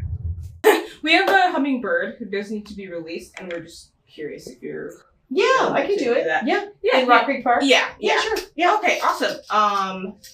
He's been in here for about 48 hours. He's good now, as you noticed. And what I would do is make sure there's some like low bush, bushes around, simply because he's going to want to go into a bush and sit for a while. The people who do this, we definitely love birds. We definitely care about nature. We have all of those things. But, one person can make a difference, especially when one person several times over, right? If it's me and it's Lisbeth and it's 3 one-persons every single day that are out here doing this, this is how differences get made. It's little things.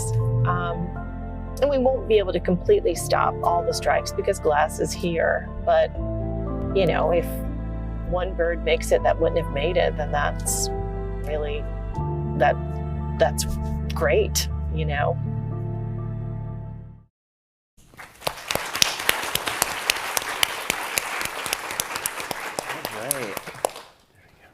Sadie, start us out. What do you think? gosh. Your thoughts? So this video is beautiful. The film itself is just gorgeous. You captured birds and their habitat, and I really appreciated how you took this huge problem. 1 billion birds die by running into buildings, and you actively sought out the solution, and you talked about bringing that you wanted to tell a story that was about hope. And so tell us a little bit about your process of finding that solution. Yeah, so the solution is really not that complicated. The great thing about this environmental problem is that it's not one we don't know how to solve it. We do know how to solve it. It's very easy to turn off our lights at night. It's very easy to put decals on our windows. It's very easy to talk about the issue and inform people about what they can do. So the hope is there and the solutions are there. And that hope, like I said, comes from these people who are tirelessly educating me, and so then I can talk about it, and hopefully the people here can talk about it to their neighbors and business owners and stuff like that. So yeah, it's a very hopeful situation. Yeah, it's not just a problem, it's also a solution. It's a solution, yes. What was something like, unexpected or shocking or surprising that you learned during this process? I think the most surprising thing I learned was how cheap it is to retrofit a building with bird-safe glass. It is estimated that if you plan to use bird-safe glass on a building before you build it, it's estimated to increase the cost 0.1%. So it's not this huge financial investment into this problem. It's rather cheap, but it just comes down to informing, architects, building owners, and investors about this little financial, thing that they can put in that's going to make a huge ecological difference. I enjoyed that you not only had really great depth of field, I think you're a very talented cinematographer, and I appreciate that in your edit, but also you had depth of character, depth of story. Why did you choose to make this thing 12 minutes long in a world where so many people were trying to keep it down to 15 seconds? It is easy to get people to click on a longer video when you have a shorter video, but it's not really what I wanted to go with this. I feel like, and also like facts and logic totally get people places, and you can totally put facts and logic in a 15-second video. But for me, that emotional resonance, not only in the videos of birds, but in people's anecdotes and their stories and their whys, is really what connected me to environmental issues, and that's why I wanted to include it in this in a longer form. You can really hear why people are dedicating their time and their early mornings into something like this. Well, you nailed it. Thank you so much. That's a perfect note to end on. Thank Can we you just very give a round of applause? Thank you so much. Thank you, Andrew. And now, without further ado, I'm loving this. Who else is loving the Take the Mic segment? Next up, I'm thrilled to introduce from SUNY ESF, the one and only, Marielle Flint. Come on out, Marielle. Great to see you. Right. So we'd love to know more. We'd love to know about your story. If you want to protect and preserve the environment, both for humans and for other creatures, you have to work for it. That's a quote from Adam Flint, a dedicated clean energy advocate and also my dad. Back in 2008, my dad started the Binghamton Regional Sustainability Coalition. And my good friend Margaret, who unfortunately couldn't make it today, and I grew up in the Binghamton area and wanted to follow this story. So that summer, they discovered that fracking was likely to take place in our region, and they understood the detrimental effects that fracking has on our ecosystem, on public health, and they knew they needed to start locally. So they started mobilizing community members, local organizations, and politicians, which those actions led to one of the first local bans on fracking in the city of Binghamton in New York, which is crazy. And then in 2014, after 6 years of hard work and making their voices heard, the governor listened and passed a statewide fracking ban. There we go. So let's check out a clip from your video.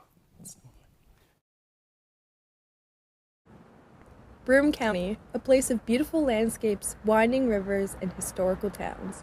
It lies on the border of upstate New York and northern Pennsylvania, where the Shenango and Susquehanna rivers converge, right here in downtown Binghamton.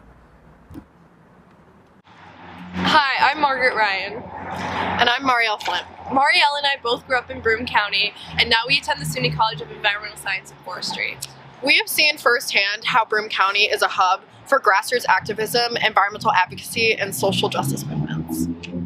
Rather than being driven by political motivation, a grassroots movement starts small, through the shared goal of social change, through voluntary participation of community members. Currently, Broome County residents are pushing back against the construction of the Constitutional Pipeline. This would carry natural gas from Susquehanna County, Pennsylvania, through Broome and further up north. But Broome County is no stranger to fossil fuel debates. Back in 2008, residents of Broome County worked together to push for a ban on fracking. This sparked one of the most influential anti-fracking movements to ever take place in New York. One man in particular, a lifelong Broome County resident, played a huge role in helping the movement gain traction. Hi, I'm Adam Flint, and I live in Vestal, New York. Back in 2008, we began our new organization, the Binghamton Regional Sustainability Coalition. And later that summer, we discovered that fracking was likely to take place in our region.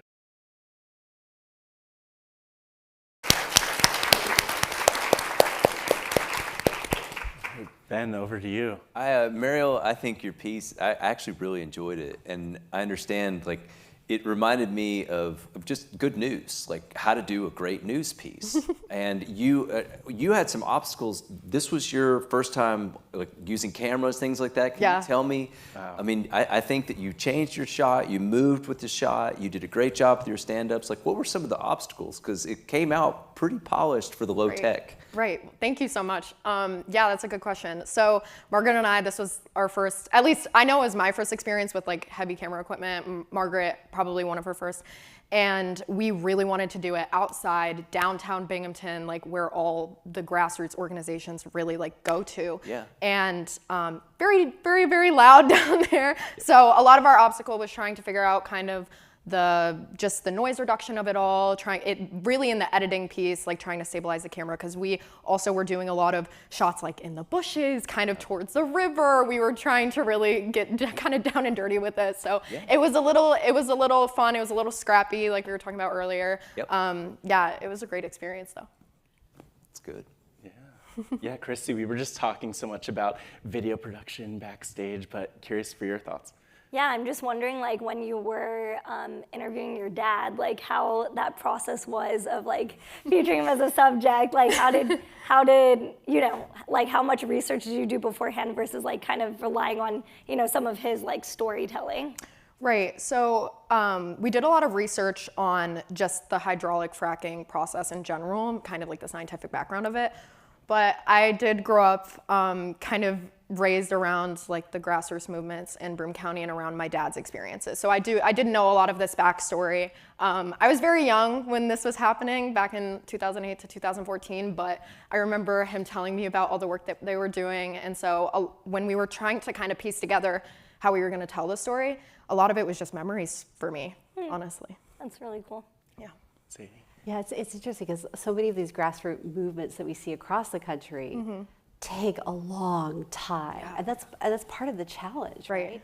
And so I thought you did a really good job of capturing that moment and then leading to where we are today. And so you covered a lot of ground in a short period of time. I also appreciated your co-narration and thought you did a great job. Thank you. Yeah. Thank you. I really appreciate that. Awesome. Just a round of applause for Marielle.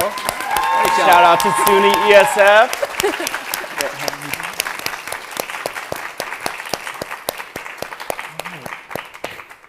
And it almost feels sentimental. Our final storyteller in the Take the Mic segment. Please welcome from the University of Navarra, Mario Castro-Viejo. Come on out, come on out, come on out. Big smile. Hello. Hi. You know the deal. Yes. So I want you all to imagine a park. It's green, beautiful, with a river. And now imagine that park floating, disappearing under the water. And imagine that being good news. So this is a project that a town nearby mine in the Basque Country in Spain is carrying out. They are doing a floatable park. They are doing a 22-acre park that works as a sponge that absorbs water to avoid houses from flooding. So I hope you enjoy the story. Awesome. Let's take a look at your video. This town in the north of Spain has been ravaged by floods. Could this park be the solution? Baquio is a coastal town in the Basque Country. During the summer, its shores are full of tourists and surfers chasing the perfect wave.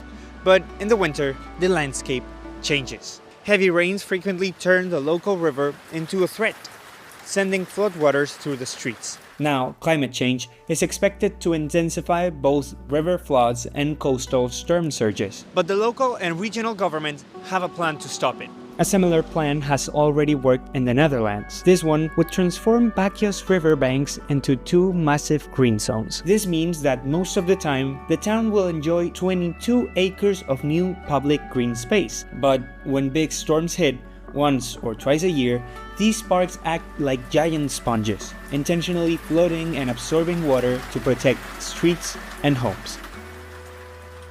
Cuando hay una avenida grande, si el agua se va a salir y va a ocupar estos parques, y luego, bueno, pues se le da un tiempo a que se vaya reabsorbiendo y entonces están en lugares parques.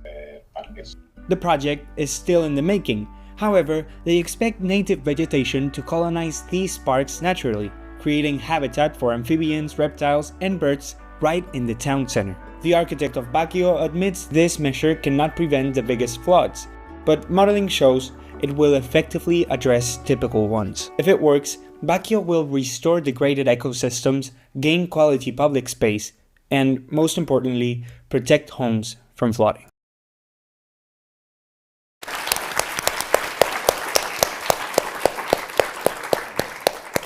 Christy, start us out. What are your thoughts? No, I thought it was amazing. As someone who does a lot of short form content, I felt like every second did like keep your attention with the transitions, which was awesome. I'm just wondering, like, is this somewhere that like you have personally like spent time in? And I'm just wondering, like, you know, when you're filming that, was that in that location? And I'm just wondering, like, you know, if you could have added, you know, more about your own personal experiences on there. Like, was there any childhood memories or things you had in that place? So it's a great place. I recommend everyone to visit. It's amazing. It's great for surfers. So if you are, go there. I don't do surfing, but I go to the beach and it's amazing. It's a beautiful place. And I haven't lived any of the flooding because it's kind of far away from where I live. But it's true that I know many people who live there and have been affected. And so I felt that that project is really important for them, because not only it would help protecting their homes, but it also gives them a new public space, and it's amazing, and it's all nature-based, so that's why I did it. Yeah, the nature-based solution it really is a solution, and we're seeing cities across the globe have these sort of sponge cities, if you want to call them, including in China and throughout Europe, and they're actually, you know, working in lowering some of the flooding. What I appreciated in your storytelling, because I agree with Christy, you packed a lot in, is that you also, you know, you acknowledge that it's not perfect, right? And so when you're thinking of solutions reporting, I think it's important to say and use the science and the data to back it up and say, like, things aren't always perfect. And I thought you handled that really well. So did you, like, this is a solution story. And I loved how you presented that, and I'll just leave it there. Thank you so much. Anything you want to say in response to that? So I think it's really important. I took the class, the sustainability reporting class with Frank, and he always mentioned that solutions-based journalism is great, but you also have to mention the bad things about those solutions, because, I mean, yes, you love electric cars, but then you need chargers, you need places. So everything has its good and its bad part, and I felt it was really important to include it. I really enjoyed, this is like snackable measures. You know, you can take this in, you could move along, and you retain it. I thought it was really well done. One of the things I was most impressed by and wondered, like, you had graphics in there. Did you have to make those yourself, or was that something you were able to get from the town? So the graphics, the map, for example, is mine. The graphics are simulations of how the water would react. That's not mine, that's the plan. So it's a 800 pages long plan, and they have those graphics, which are really interesting because you can see how water will react when the project is done. But I did do the maps. I love graphics. I love data journalism, and so that also, I tried to include it in there. Well, I'm glad you were able to access those, because it says a lot and it brings a lot of value to the piece to really show those things to people. So thanks for tracking that down. Thank you. Thank you. And thank you, Mario. Thank you. Thank you. And now I would just like to invite Ben, Sadie, Christy, get on up, come on. Just a round of applause to them for the Take the Mic segment. Thank you so much, you're all phenomenal. It's great being here. And also just want to give a big shout out to all of our storytellers, Jenna Outcolt, True West, Colt. By the way, can we just get a round of applause for all of them? Jenna Outcolt, True West, Colton Young, Claire Sapinski, Cameron Glimpf, Russell Conti, Andrew McCabe, Mario Flint, and Mario Castroviejo. Thank you so much, everyone. Thank you all. Thank you, Matt. See you back Thank there. you, I'll see Matt. back there. Awesome. How's everyone doing right now? How are we doing? Very cool. I love this. I want to actually, just reflecting on everything that we've heard throughout the Take the Mic segments, I have a question that I want to ask all of you. And that question is, what comes to mind when you think of authenticity? In a word, in a couple words, if something comes to mind, throw up your hand. I'm gonna call on a couple of folks. Just 1 or 2 words. Heart? Yeah, feel free to shout it out. Yeah. Emotional vulnerability. Anything over here? Empathy. Yeah, there's a lot that comes to mind when we think of authenticity, authentic stories, authentic voices.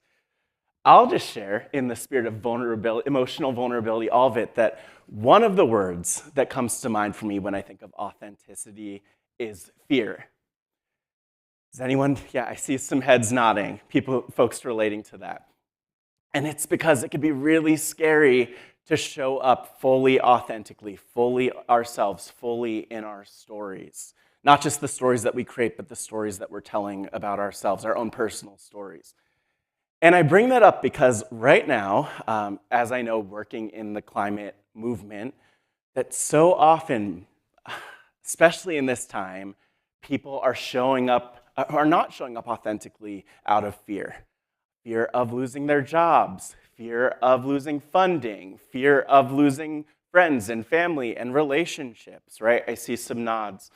And I bring that up because I see a ton of courage in the stories that we've heard up here on the stage in the Take the Mic segment and the other segments as part of the Planet Forward Summit this year. When I look out onto the crowd, I see tons of courage. And I also just think back to my own time as a student when I was in your shoes. A student, as you all know by now, I can't stop saying it, as a student at the George Washington University. Cheer! Okay, yeah. All good. Thank you. Thanks for indulging me. But I remember being a student here at GW and like spending time in the University Student Center where we were yesterday, in Kogan Plaza, University Yard, moving around campus, and still living in fear. Fear of what the future would look like, fear of how I was supposed to show up, especially as a young person, as a Black person, as a queer person. And you know, I don't think I fully knew that I was able to fully show up. And I didn't fully have the courage to fully show up. It wasn't until a few years after I graduated, speaking of Mariel's dad, and just thinking of our family connections, that when my dad, Moses Scott, passed away, that I kind of had this surge of courage come into me and embody me. And I know for all of us, there's something different that motivates our courage, but that was it for me. And when I think about that courage not only motivated me to share my dad's story as this hero in my life, but it motivated me to go out and tell stories. And so, similar to Christy's story yesterday, without funding, without permission, I just got on Zoom and started interviewing a ton of people. One of them being Frank Sesno, the one and only. But just going out there and doing what my heart was telling me to do. Again, we heard heart mentioned. And I bring that up to say that our courage and our stories, not only the stories that we tell, but the stories we have, can be a superpower to help us show up authentically. And when we show up authentically, we actually have the power to be the heroes our communities need. And so if there's one thing I leave you with after these Take the Mic segments, I actually want to do something fun here. Can I just have everyone stand up if you're able to. Stand up. And make sure you ground your feet there. Feel free to like smile to the folks who are staying next to you, around you. But yeah, ground your feet on the ground, because I want you to know that each and every one of us who are here today, students, staff members at colleges and universities, team members at Planet Forward, we all have power in how we're showing up. So on the count of 3, I just want us to say power together. Could we do that? Okay. 1, 2, 3. Power. Yeah, I think I heard Mark say it. It didn't feel like you believed it. So really, ground yourself, root yourself. Feel the fact that the ways that you're already showing up, who you already are, your stories, not only the stories that you're telling, but your personal story matters. And not only does it matter, but it is your superpower. If there's one thing I want to leave you with before we do that one more time, and before I take out my phone to capture it and then send it to the Planet Forward team as great content for their social media, look at that, always creating content. I want you to know it's so important for us to own our stories and unleash our power. Our stories, again, are a path to our power. So God always makes sure that you're recording. On the count of 3, like you mean it, like you feel it. 1, 2, 3. Power! Woo! Thank you, everybody. Thank you so much. A round of applause for yourselves. And I am thrilled to welcome up Dr. I'll give it a second. I see Frank walking around the room. He's going to come up here in a second. But as we transition to the next segment, I want to welcome up Dr. Imani Cheers. Come on up. And of course, the one and only Frank Sesno. Thank you, sir. Matt, that was great. Thank you, Matt. That was so good. Awesome. Really appreciate it. So good. A lot of power in the room. Excited. But you know what? Guess We're what? getting ready. We're getting ready. It's renewable power. He was waiting for that. I was all day. You know, I like that. That's good. We're going to be going to a break in a few minutes here, and then when we come back, everybody takes the mic. We're going to have an open after a bit. We're going to have an open sort of town hall meeting where you can pose a question, make an observation from the past couple of days. Engage, talk to more people, get to know still people you might have met, connected with, continue to engage. But a shout out first. Yes. Where's Andrew McCabe? Andrew, are you in the room? They have the license. Andrew, of course, at this moment, he's like. Where is Andrew? There's Andrew. Okay. He's not in the room. He's backstage. Backstage, yes. So one of the things that we've talked a lot about, right, is partnerships. Yes, So and partnerships, they're really, really important. Smithsonian, all the rest.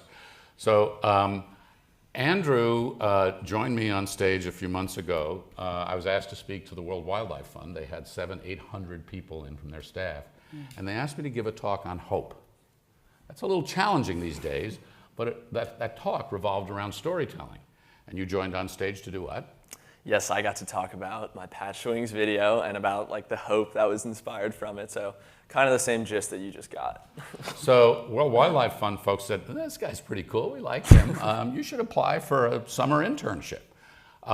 You did, right? I did. What happened? I got it. Yeah. Amazing. So what are you going to be doing this summer? Yeah, so this summer, and actually it's a 12-month. So It's 12 whole months. year. Yeah, that's job amazing. stability. It's like a job. It's a job. Call Yeah. it an internship. I like it. I'll be working in the Media and External Affairs Department, kind of as a digital media intern, working with connecting with new influencers, new partners to tell World Wildlife Fund stories of conservation and wildlife. So, yeah. This is good. To what, big audience? Yeah, hopefully. Yeah. Hopefully. That's your job. Yes. All right. Congratulations. Thank you so much. Congratulations. Thank you very much. Andrew. That's amazing. Now what? Now we get to go to break. All right. We're gonna head up. We're gonna shorten it just a little bit. So thank you so much. We're trying to keep our time together. So please come back by 11:05 is the number I was told. Mm-hmm. Okay, you can do that. So- Walk fast, drink fast, talk fast. 20 mix and minutes. mingle with one another, share ideas. When we come back, as mentioned, we'll have an open mic session followed after another Story panel. Fest winners. And then Story Fest. Hi, Alex. Enjoy.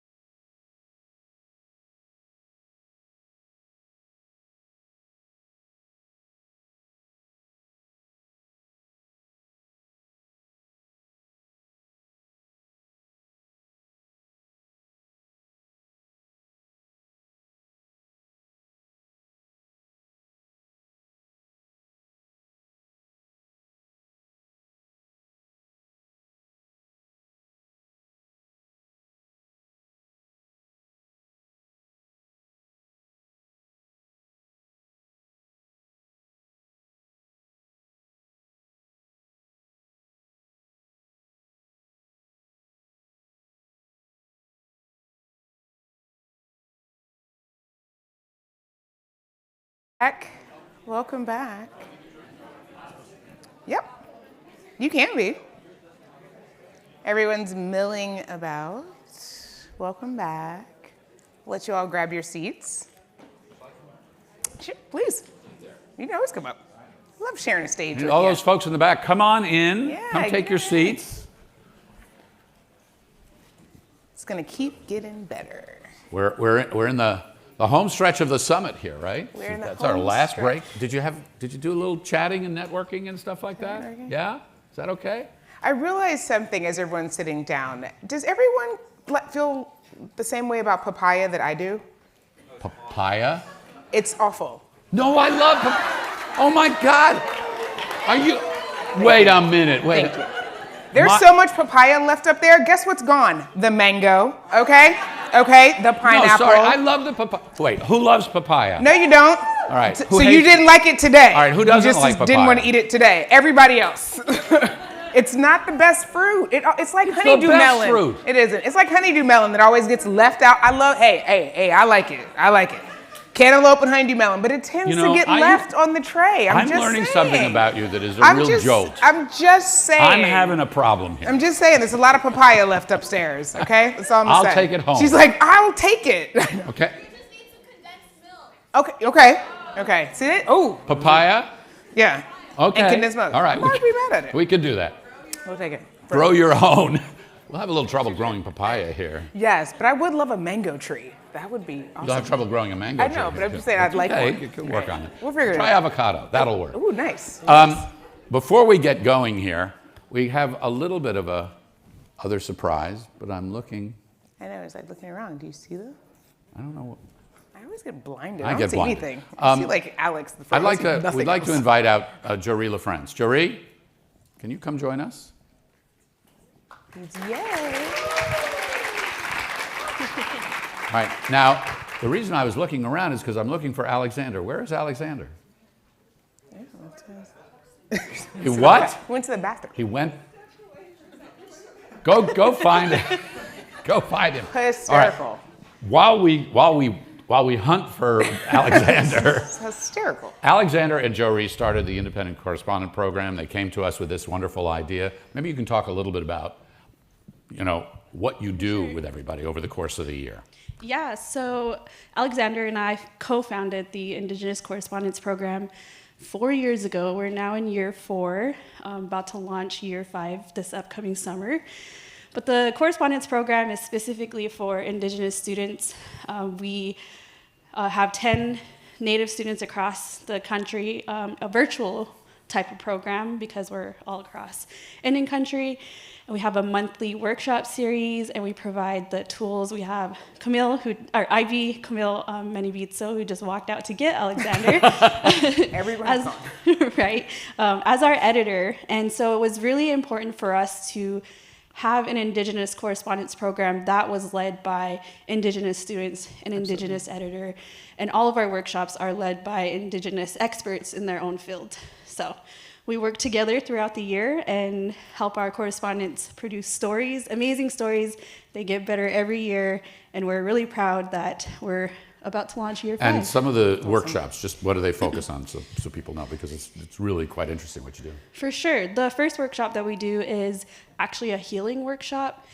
And as Native people, specifically from my own experience, when we're in school, we're away from our communities, we're also, learning, unlearning, especially at the higher education level. And a lot of times I internalized what I was reading. It wasn't like I could just remove myself from what I was reading. Mm-hmm. And it was a part of who I am, the history that we were learning, the real history, like I said, like the learning and unlearning. And this healing workshop launches us off and led by Cinnamon Kills First. She's amazing, and she just provides us with a meditation practice that we provide this technique and this tool for our correspondents to always have in their back pocket. So we launch our program with that, and then we have Art of the Interview. This year we had Shutazkat, who's amazing.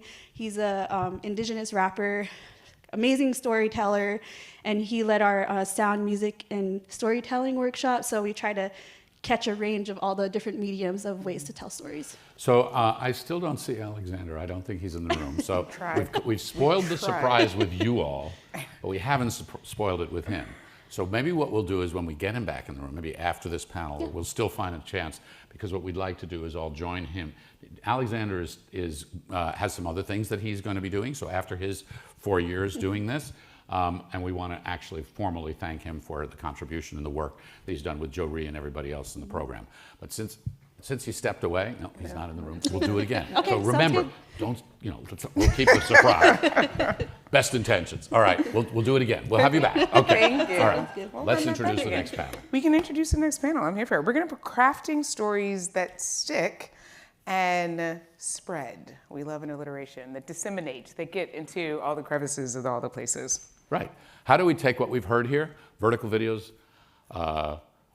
reels, mini docs, full-length docs, print, podcasts, whatever. How do you make those stories stick with an audience? How do you grow an audience? How do they want to share them? And I'll so let you introduce. Yes, so we have, actually, should I introduce our moderator? What am I supposed to do? We'll see. All right. So Nsenga Burton from Tuskegee University. Professor Nsenga Burton from Tuskegee University, which I had the privilege of visiting not too long ago. Oh, yeah, we'll invite her out. And yes, yay! There she is. Hi there. Hi. How are you? And your panel. And we'll let you introduce your panel. Yeah, right. David and Christy coming out. Enjoy. Christy Drutman. How are David. you? To you. Manga Bay. All right. It's all yours. Oh, awesome. That was quick. Hi, everyone. How are you? Good. All right. Well, first of all, we'd like to thank Frank, Dr. Cheers, Ashley P., Kim, and Aaron. They have been most helpful in getting us here and making sure that we're taken well taken care of. So we appreciate you. Today's session is about crafting stories that stick, obviously, but not just stories that inform, right? Stories that move people to care, act, and share. So it's a time of climate urgency and digital overload. Storytelling is one of our most powerful tools for connection and change. So we're going to get into a great conversation here. I'm so excited. I'm sure that you're excited as well. So let's just start like really gently, and then we'll move into some more complex questions. But when you think about authentic storytelling in climate and environmental work, what does that actually look like in practice? You want to start? Yeah, totally. Well, hi, everyone. I'm Christy Drutman. I'm the founder of Brown Girl Green. You've heard me on stage the past few days, but a lot of the work I've done over the past few years has been talking about climate solutions through an intersectional lens and thinking about what types of voices are not being like the most highlighted or discussed when it comes to environmental solutions. And I would say the interesting part of doing that kind of work has been really making sure I'm intentional about how the subjects are displayed, so making sure that the way that I'm talking about an issue isn't just one-sided, that I try to find a balance between the different sides of an issue, and being, just like self-critical in myself on like, okay, if I was watching this and I never knew about this topic, would I understand what I'm trying to convey to the audience? Because I think sometimes when it comes to climate storytelling, a lot of us are scientists. I have a climate science background.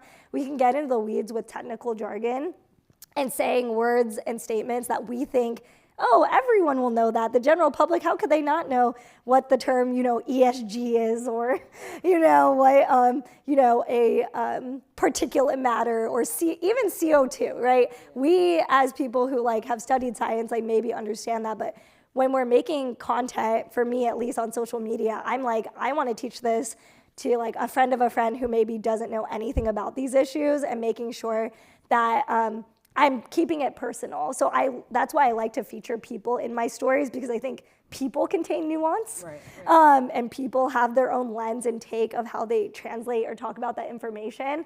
So I like to, some of my best pieces of content have actually not even been me talking. It's been me featuring someone that I think frames the issue in a really interesting way. And I think that content performs even better because I'm just creating the infrastructure for that to shed light.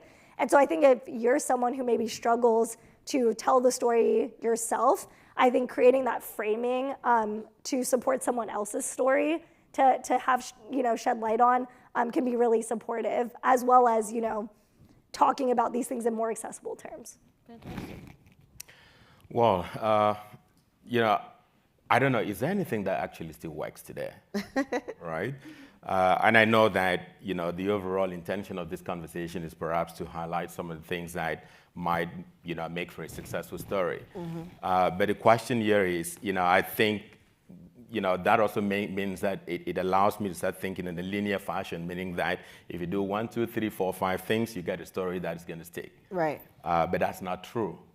And I absolutely want to challenge that notion in this conversation. I know this is a School of Media, and I guess it's journalism students sitting in here. And I wanted to take this from a very ambiguous perspective, meaning that there's nothing that's linear anymore today, right? If you look at the environment in which you're functioning, you know, if you just take the United States, the politics, the mass disinformation, information glut, how do you get something that sticks? It is challenging. But what I'm also doing with that is an invitation for more creativity and more innovation. And that has to happen today if you're going to get a good story that sticks. I'll just give you a quick example. So I just came from Central African Republic. I don't know how many people in the audience would know where that is, but that's in the Congo Basin. And among all the stories that I did, I just got a call from, an email from Red Butler, who is the founder and CEO of Mongabay.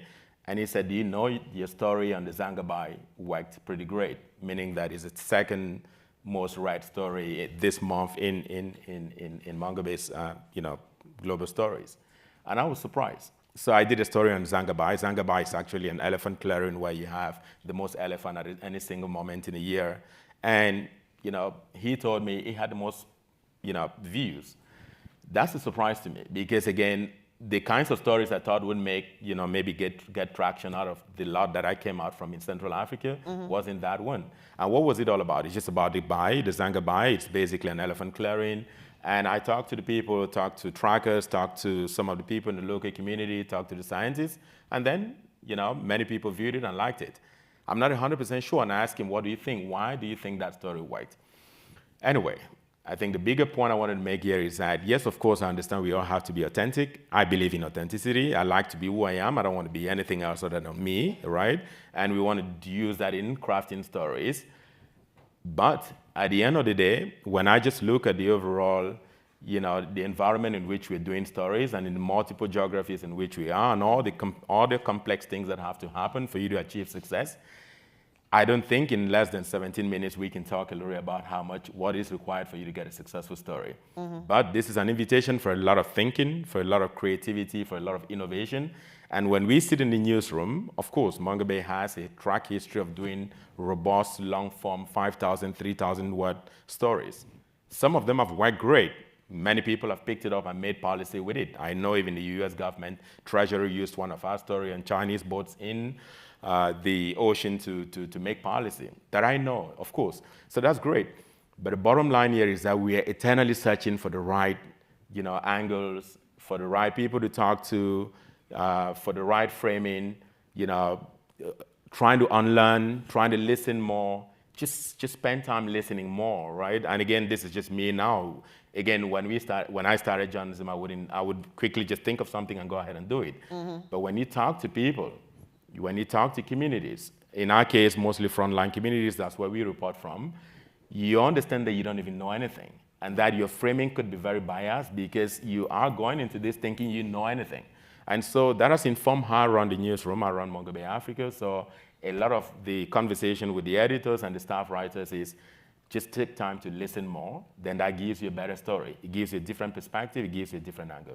Right, so what you're talking about is, we study a lot of theory here, right? We teach our students some very specific practices, right, and approaches, but really what we need to have is to understand the audiences, right? So let's talk about, because you said how to be creative like a couple of times, but let's talk about that.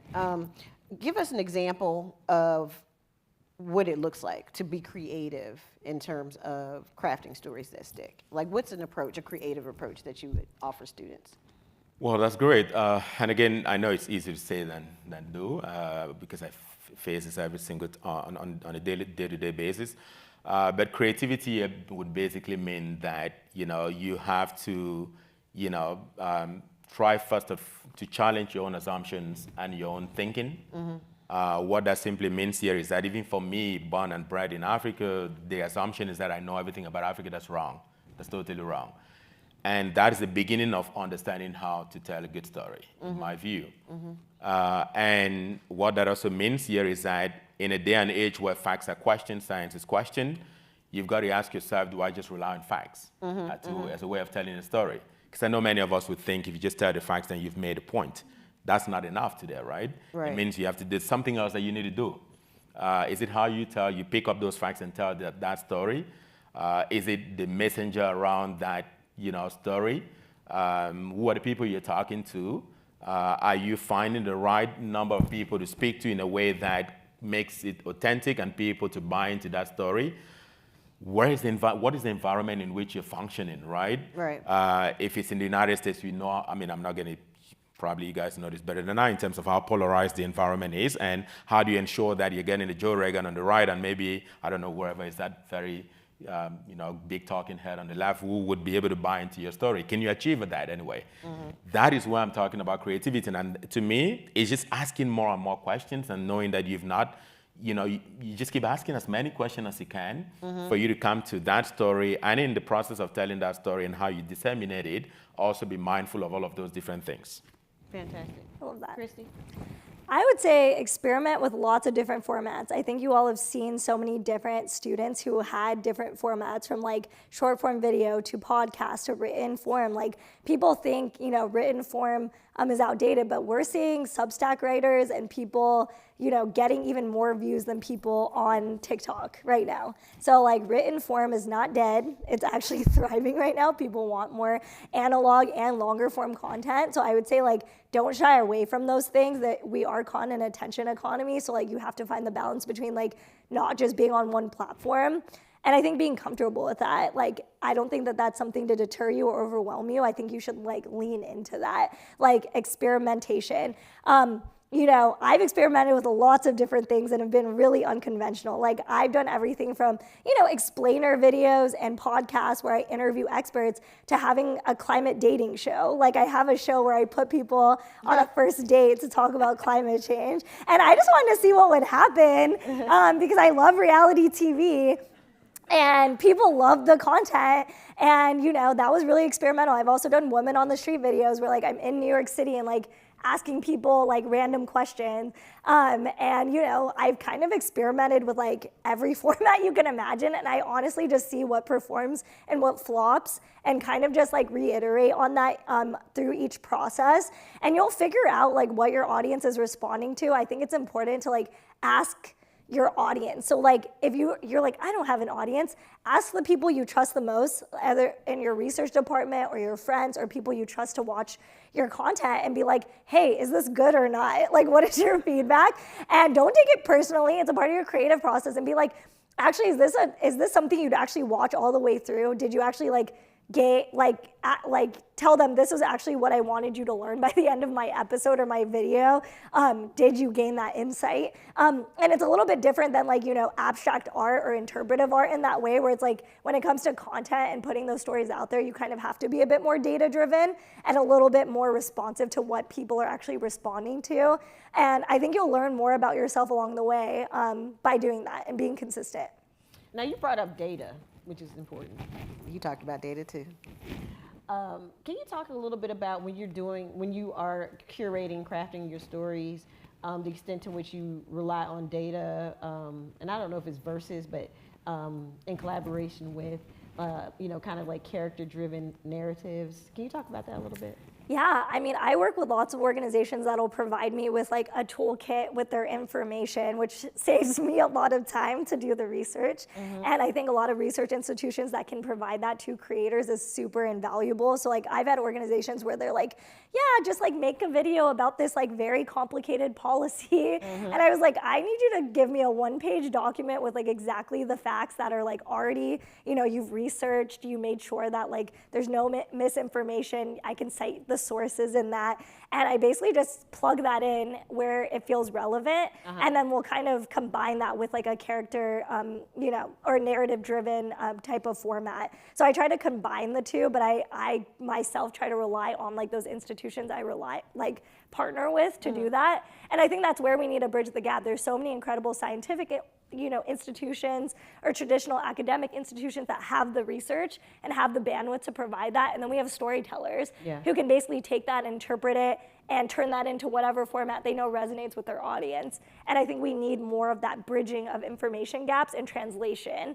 And I've seen that be really successful because I've kind of helped organizations pilot that, where they're like, we want to work with creators. And I'm like, well, you need to take that information and make it more digestible, because the public's not going to just look at a graph or a chart and even understand what you're saying.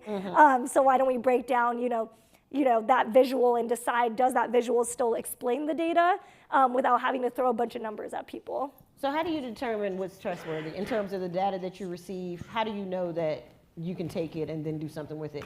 Have you ever had a situation where you got misinformation? If so, how did you handle that? Or do you find that most of the time the information that you're getting from the institution is accurate? Yeah, there was a situation where I was like, these numbers are really outdated. It was about a story that I was doing in 2024, and they were giving me 2019, 2020 data, and I was like, I don't think this is gonna work and work out. And so I had to change the entire script, because I was like, I think we need to focus on whatever data or news articles you guys can get me that are more present, because the later dates that you go in the past, the more people are going to be critical of you and skeptical of your resources and the sources you're citing. So it's really important to try to find the most up-to-date information that you're putting into your content, for sure. Fantastic. Now you're talking about bridging data and emotion. You're talking about bridging relationships with communities. How do you bridge relationships with communities so that you can gain their trust in order to tell the stories that need to be told and elevated? So we don't fly in journalists anymore, which is, I think, one of the biggest challenges of, maybe Western media covering different parts of the world. So we have our journalists in Brazil and all of Latin America, same thing in Asia, and same thing in Africa. So we try not to fly in people, because again, you know what that means. You cannot substitute local expertise by whatever you may study from a distance. So that's point number one. We also ensure that we're in the frontline communities. And what we do is that we never leave those communities, meaning that if we found maybe a story on mining in Lualaba, maybe this is in the DRC, and we wanted to cover that story, we ensure that those who are going on, those we send to go report the stories are from the region. They understand the culture, they understand the history, they understand the politics, the economics in ways that fewer people would never know. Right. And they can speak in local languages, not in anything that's pretty much foreign. Of course, you're never going to have that always, but again, when we fly in somebody, of course, there are a few occasions that would happen. We ensure that the local fixers are there to be able to make sure that they're facilitating the fidel transmission of the messaging from those sources to whatever may end up being published, right? So building those community relationships require a lot of time. And that's what I think we've done great in the last, several years.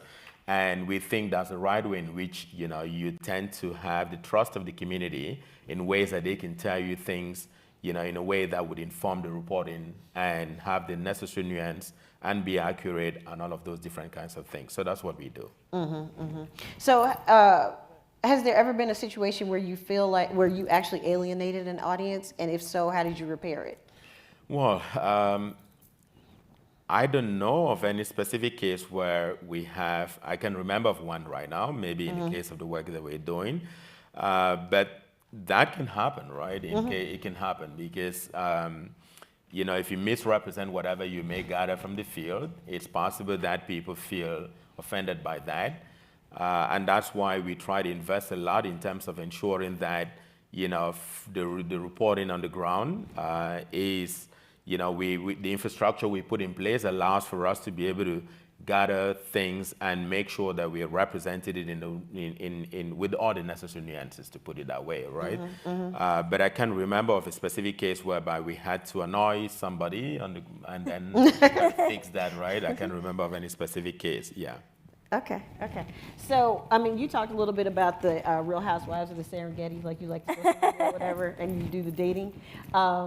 Can you talk a little bit, because there's a lot of negative energy around social media. I would say I'm a middle-aged woman.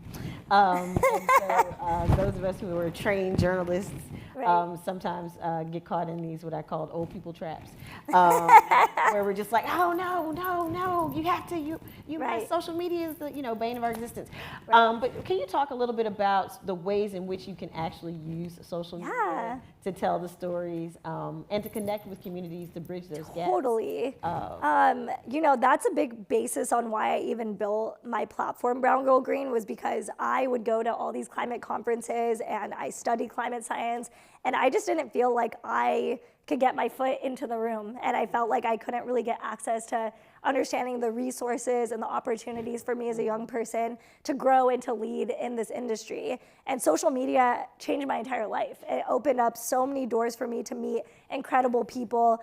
Social media led me to becoming a reporter at the White House. It led me to becoming one of 16 members of the US EPA's National Environmental Youth Advisory Council, where I was actually advising the US government on environmental policy. Give her a hand. And that was because people were seeing that I was actually, building community online and offline. And now through my company, Green Jobs Board, which also started as a post on social media, we are reaching 200,000 people online who want to learn about green careers, and we're actually getting them placed in green careers. So people are getting jobs through social media. So when I hear people say social media is this useless thing, or it's just vapid, or vanity metrics, I'm like, no, I've actually seen it change people's lives, because communities and people that otherwise wouldn't receive this information are getting pathways to people and resources and information faster than ever before. And I think being in an age of information, we can either use it as something that overwhelms us and disempowers us, or we tap into it as a source of power where we can actually connect and build community faster than we've ever been able to before. And so for me, I use social media as a vehicle for what I call digital organizing and cultural organizing, where I view it as, this incredible, palette and open space for people to come from all different walks of life and disciplines to be like, hey, actually, I am gonna talk to that scientist or that historian or that, person making dance videos on TikTok, and we're all gonna come together and actually talk about a cause that means a lot to us, and we're going to actually see that translate into real change on the ground.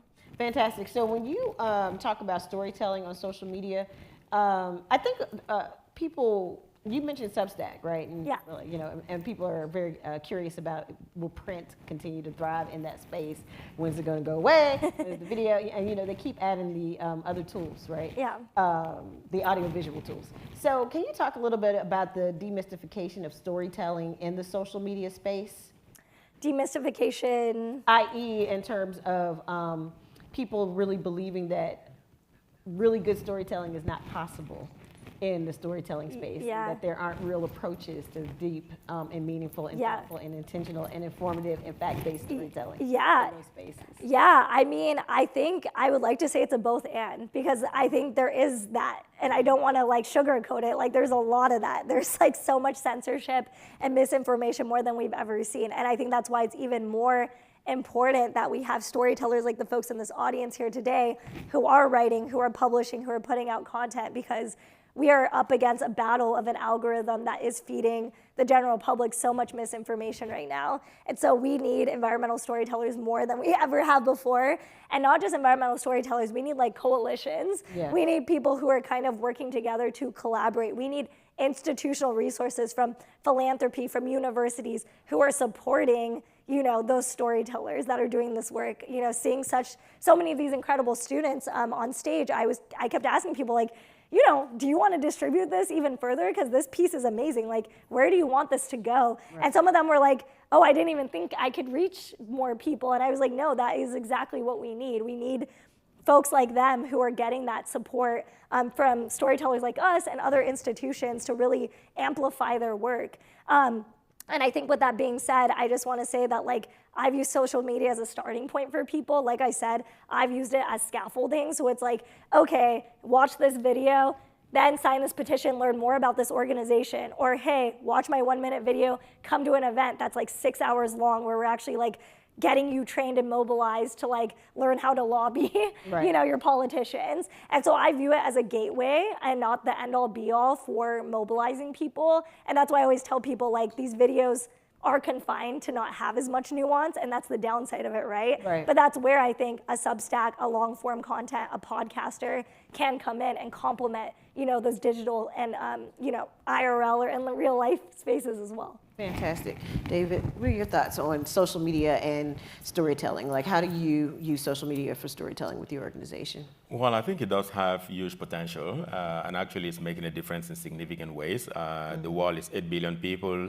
As part of my work also, I work for something known as, I sit in the steering committee of the Global Common Alliance. And one of the things we've been reflecting a lot in the last couple of years is how do you build a broad coalition to be able to buy into climate information and biodiversity or whatever, pollution, land degradation, and whatever, sustainability overall. In part because I think there's a whole thinking that we've not made significant progress in terms of public buying into what we into climate communication. Right. There is some truth to that, right? And the question here has often been how else can you do this? And social media obviously is one of those paths that you can use. It's a pathway, definitely. Obviously, it has some multiple challenges. She's spoken at length about what are some of those challenges, right? But in our case, of course, we use social media in very significant ways. We've had a significant pivot to social media with the whole social media infrastructure in different bureaus, in the global team, in our different bureaus. And we think, obviously, it's making a difference in the sense that if you look at just all the studies that have been done, not only in Latin America, Africa, and Asia, you would realize that many people consume news through their telephones, right? So mobile is reality. You can't take that away. And so you've got to meet people where they actually consume information, right? So whether you're using that for crowdsourcing in terms of getting sources, or whether you're using that to be able to send out what you produce, it's obviously, a tool. Right. And we've got to think through in very significant ways how you use the tool, right? But again, the point here, I think, is social media, it's pretty great in terms of reaching certain audiences, particularly the young people across the world. And you've got to find a way to use that. Now, of course, again, creativity is very important in terms of success. I don't know how many people read the long forms that we do. I know there are people who like it, who love it. Every time they talk about the work that we do, they would say, we love your deep dives. But they're 3,000 words long. I don't know how many people would read that. And so you have to bit size that into something that can make sense to another kind of audience, right? Yes. And that's a very significant part of success moving forward. You've got to understand your audience. Audiences are not monolithic, even in this room, right? I don't think we may share a lot in common, but I do know how much we're very different. And what that means is you've constantly got to be thinking about, what tools do you use to reach out to audiences in the most effective ways? Yeah, so I'm glad you brought that up. So when we think about audiences, and I'm coming to you with this too, when we think about audiences, how do you determine which audiences to target, depending on what platform to use? Like, how do you all make that determination? Because you cover so many different areas. No, you're right. So, in the case of my work, and in Mongabay to be more precise, so we do have, it's digital, right? So it's a website, but we also have microsites. So there's Indonesia, India, Latin America, Africa, subsites, right? Right. But besides that, we've also understood that you've got to find a way in which you can reach out to multiple audiences. And in this case, we know our audience. We know our niche audience for the most part. They're scientists or researchers, they're government workers, particularly in the sustainability side, with the climate, biodiversity ministries and that kind of thing, development workers and that kind of, we know them broadly, right? And we know that this is how they've engaged with us, whether it's a website or whether it's the social media and those other platforms that we use. So it's a deliberate thing. You've got to have a strategy, of course, again, but keep in mind, I'm probably, maybe this happens after you've done 25 years of this, you realize that, there isn't a linear way in which you can achieve success. No, you can write whatever strategy, it just doesn't guarantee success. There's just a lot more to that has to be done for you to achieve success. So to your point, yes, the audience is critical, but I think where we are right now, it's no longer whether we have the right audience. I think the bigger question for us right now is that how do you broaden that audience into people who do not buy into the overall messaging of whether climate, biodiversity, or anything of that sort. And I think that's where success or failure lies moving forward, not only in journalism, but I think overall as a broader humanity trying to get a better planet moving forward. All right, well, I just got the nod that we are over time, and I did not know because I was talking to you all for another hour. Okay, so Last question. This is our wrap-up question. Sorry, no key takeaways today. Hopefully you've been paying attention and taking notes, and you're going to watch this again. What is one storytelling habit everyone should start doing tomorrow? I would say just post it. Just be consistent and don't be worried about failure or rejection or how many views you get. I think it's not about virality, it's about building a legacy. View your work as a portfolio for the long term, not the short term consumption. And think about how you're building that legacy for other people to follow your example. Well, just keep doing it. Yes, of course, it's challenging. There are moments where we question whether this is working or not. But again, just keep doing it. Yeah. Fantastic. Well, thank you so much.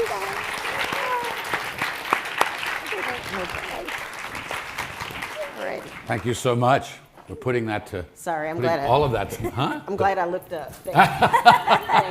Thank you. We're putting that to good use. You guys are amazing. Thank you. at Thank this. you. Sorry, I forgot to look. All right. Oh, you're fine. Do we have a Thank you, surprise sir. in the room? No worries. Oh, what was that? What was that? Jory, what was that surprise? Come on up.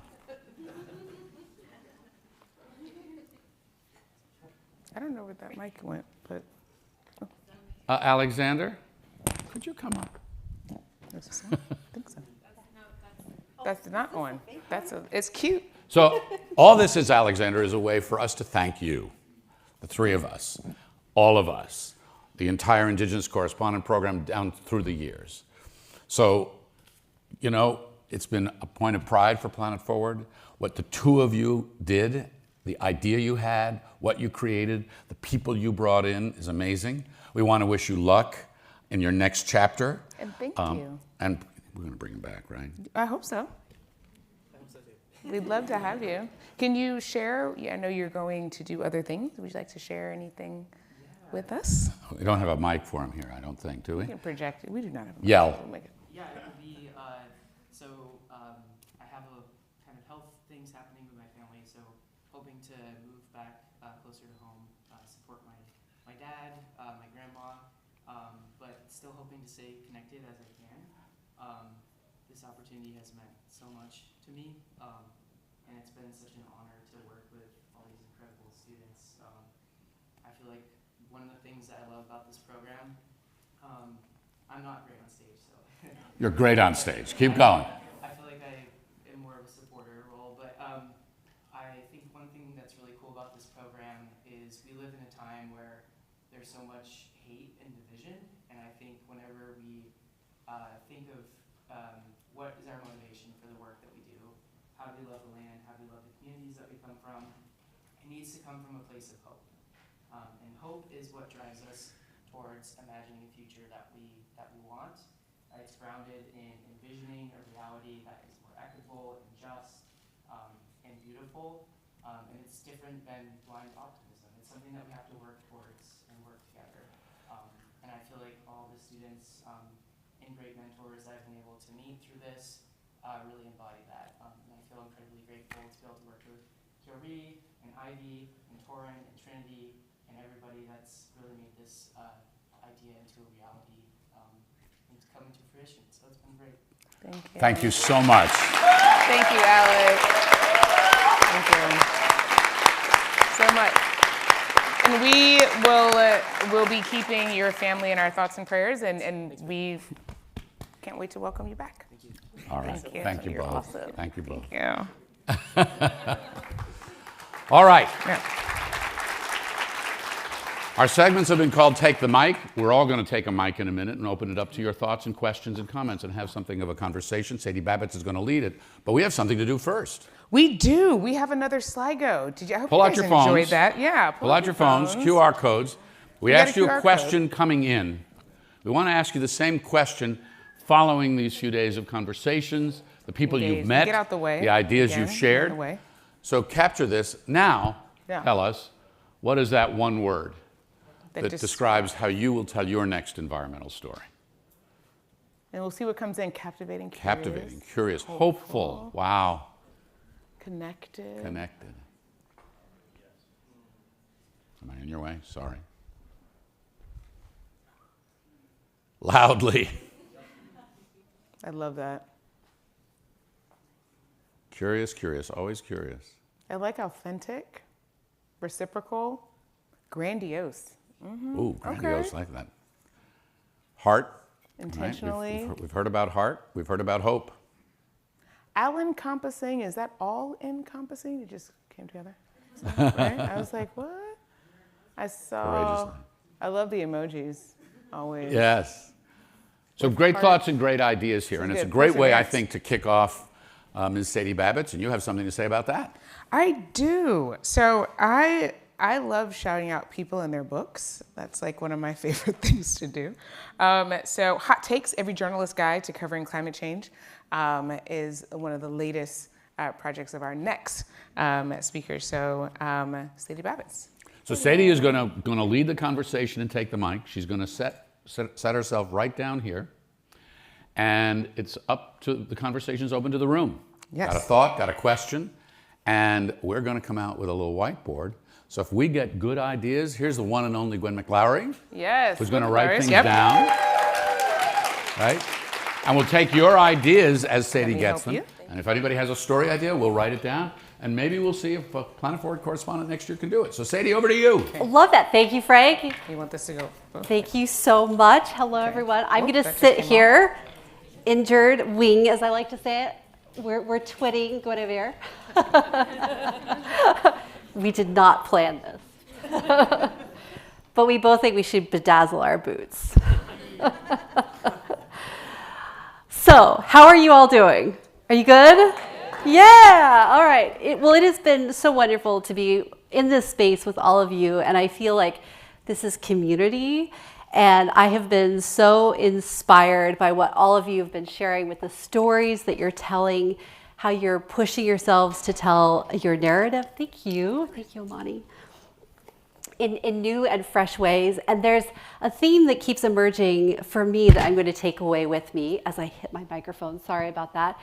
And it is hope. And I loved how, Alexander, how you were talking about hope. And I think that is what we need to bring into the stories that we tell. And I am so inspired by all the work that you're doing in this room to really define and push the envelope of what's possible with stories that we tell about our world. So thank you for that. And we're going to turn the mic over to you.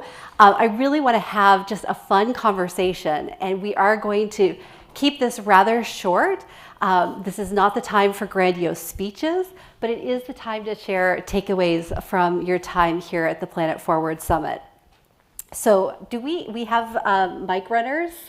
Yes, we have over here and then over here in the back, Okay, great, wonderful. So here's how this is going to work. I have some questions to kick us off, and we're going to see where this goes. Guinevere is going to capture some takeaways on the stage, and let's see where this takes us. Okay, so first question I want to pose to you is in just one sentence, and I'm going to hold you to it, one sentence. What is one idea that surprised you during our 2 days together? Who wants to kick us off? And I will just, anybody want to put a hand up? Sorry, I'm having a hard time seeing with the lights. Okay, over here. I really like the idea. Oh, Leah, let's get a mic over to you. I could scream too. I really like the dating situation with throwing climate change and the discussion. That was great. I thought that was great. Okay, all right. So thank you for that. Anyone else want to chime in on this question? Yep, okay. Yes, Mario. So I think it was really important, we mentioned it many times throughout these days, but finding people where they are, not just telling what we want, but I feel that that's something really important. So meeting people where they are with our stories. Yes. Yes, okay, that's a takeaway. Okay, great, love it. Okay, so that's Mario. Anyone else? Okay, right next, yes, okay. Just stay there. Sort of building off of that, I think realizing all of the different forms that environmental storytelling can take in order to reach more people, whether it's video, audio, photo, or print, or even social media, just like finding an avenue to take your story. I love that. And we have so many new ways to tell stories. And again, like this idea of sort of pushing what storytelling can do, I think there's a lot of innovation happening here. So I'm really glad that you brought that up. Okay, that's great. We're going to move on. We're going to keep this snappy. Okay, so I'm curious, who has something that they just can't stop thinking about? Maybe it's one of our speakers that you've heard from this morning, an idea that came up. Already, a hand way over here. We're coming to you.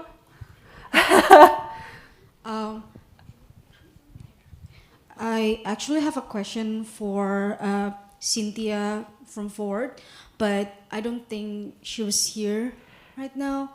But I was thinking over and over again about how actually EV is impacting a lot of other places in other parts of the world because the nickel mining that they use for the batteries. Thank you for that.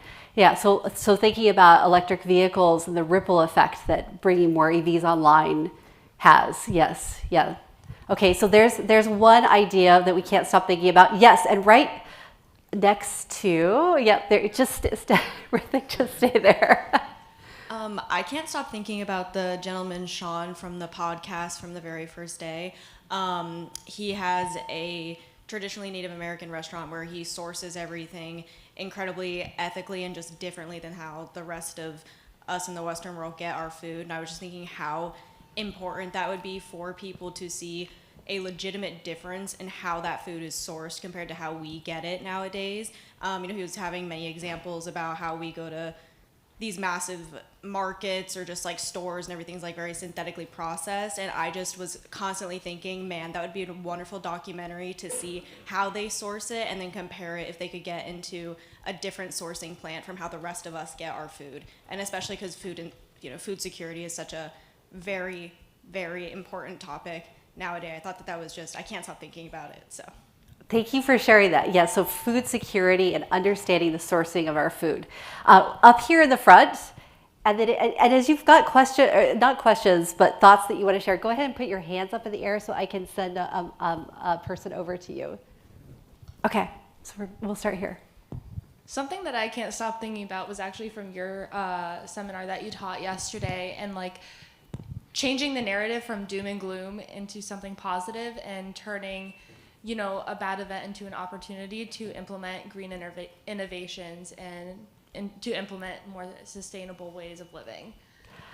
Thank you. I'm glad that resonated with you. Okay, we're going to go right behind you. Do you want to just pass the mic back? Okay, there you go. I have less of a specific thing, and it was more, I can't stop thinking about how just generally all the speakers, there's been this sense of like kindness when they speak about the public and this understanding that the vast majority of people would like to help, but they just don't have like the knowledge and this like lack of judgment from all the speakers, which I found gave me a lot of hope for the future. That's a beautiful takeaway. Love that. Yes, thank you. Yeah, so kindness, non-judgmental, we love that. Okay, yes. Oh, thank you. Yes, I'm going to try to keep this short, but one thing I've been thinking a lot about is how do we, as a community, like a global community, local communities, and national communities come together with people with different viewpoints and make really important decisions of how we live sustainably, but in a way that's not political. It's just life. So how do we live as global, local, and national communities in a way that takes care of everyone? Ah, yes. Because we are all, and I think that this came through during our time together, is like we are all connected together, and so many of the stories that were showcased on Take the Mic really drove that point home. Yeah. So understanding our place and in the bigger scheme of things too. Okay, and we're going to go over here. Hi, I'm lucky as an environmental storyteller to have explored the Arctic, covering the climate crisis, and just hearing from Sven Lindblad made me really miss some of the places I've been to, and they made me want to return. That's a good thing, right? Yes, okay, we're gonna go over here. Hi, everybody. The one thing I can't quit thinking about is how impressive the students are and Yes. their storytelling skills. So thank you to all the students and all the educators that appreciate the importance of this topic and how you are bringing it forward in so many different ways and venues. And it's really very impactful. Like in the Way Back Machine, we were just dorky college students. You guys are actually making a difference, so thank you. Yes. This is a celebration of all of you. Absolutely. Love that. Okay, so all the way in the back. Can't help thinking about that Rutgers team presentation. And the reason is it gave me that feeling of from the students, student-generated, student-led, and team. Yes. All that collaboration. Okay, we're going to take a couple more questions, and I want to pivot the conversation. So, Will. One thing I was really struck by was the way that Indigenous artwork turned out to be a really powerful storytelling mechanism. I had a great conversation with Alexander where he told me about his bolo tie, and that really was powerful to me. Oh, yes. Love that.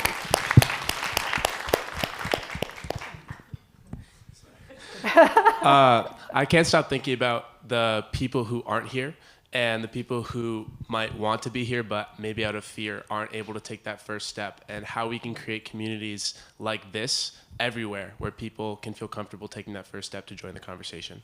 Yeah, so how does this community build? Love that. Thank you for sharing that. Okay, right in the back, yes? I was going to say, under the umbrella of meeting people where they're at and kind of piggybacking off of like the food systems conversation, is understanding the factors that drive people's economic decisions and whether or not they can live sustainably, whether they be economic or social or whatever. Yes, thank you for that. So building off of the food conversation earlier. Great. Okay, over here, and then we're going to come up to the second row.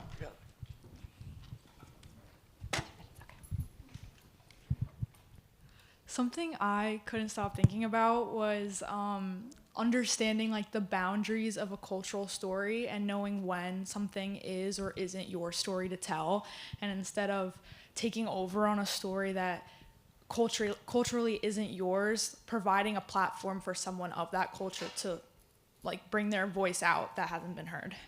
The boundaries of culture, yes, that's a good takeaway. Okay, and one more up here. Second row. Thank you, Rithik.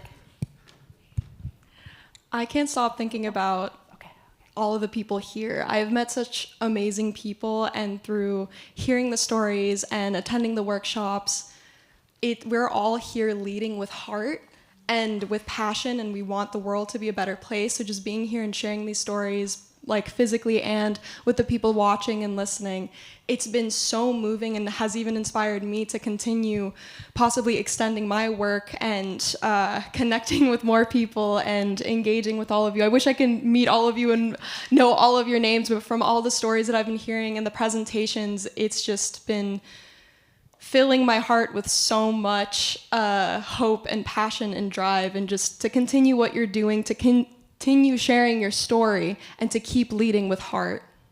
Leading with heart, yes. So I'm curious, we've been talking through a lot of ideas, and we have our Planet Forward correspondents, and I'm wondering, is there a story that you would love to see some reporting on? And I'd like to capture those ideas up on the board with Guinevere. So if there's a story that you're like, oh, I'm dying to like pitch that, I would love somebody to pick this up and do some reporting on. Do you want to just shout it out, or I guess since we're recording, we'll need to have a mic come out. So does that make sense with my question? Okay, great. So does anyone have a story idea that they would love to see somebody look at? Okay, yes, over here. I would love to see more works on environmental justice, because I feel like we're always seeing these news articles of injustice, but we're not seeing these solutions of how communities come together. I think New Work Ironbound is a really great example of a film that was made on actual justice happening, and I would love to see more films on like solvency on the form of social communities and how people come together. Yes, more reporting on environmental justice issues, but not just the problem, the actual justice that's happening. Yes, thank you for that. Okay, yes, over here. Sorry, the lights are blinding. I'm having a hard time seeing people. This is more of a general story idea, but I think it's so cool to hear from everyone how there's all of these kind of connected movements from different places. So I think some really cool stories could be people from different places with similar problems collaborating and working together to produce a story that has maybe two perspectives, because we're all sharing the same planet and the same resources, which is one of the things I've really taken away from this. It's more of like a collaborative storytelling approach. Yeah. Yeah. Yes. Yes. Okay. Let's see. Okay. I have the mic here too. Oh, okay. Do you want to pass the mic and then we'll go all the way over here? Okay, perfect. I think we have to talk more about data centers. I think it's really important thing that not everyone understands affects everyone. So there was just a really good story published on Planet Forward actually from someone who graduated last year, but she was talking about Northern Virginia being a data center alley now because it has over 30% of the world's data centers there. But as students, sometimes we don't know the impact of anything we use for our assignments, and in class I'll see 30 people on ChatGPT at the same time, but no one knows what the impacts of that are. So I think it would be really good to have a student perspective on data centers and talk about how we're encouraged to use these tools or how they're just so accessible to us, but we don't know what the impacts actually are because they're not voiced to us all the time. Yes, there is so much reporting on data centers, and that's a great idea. Okay, we have time for one more.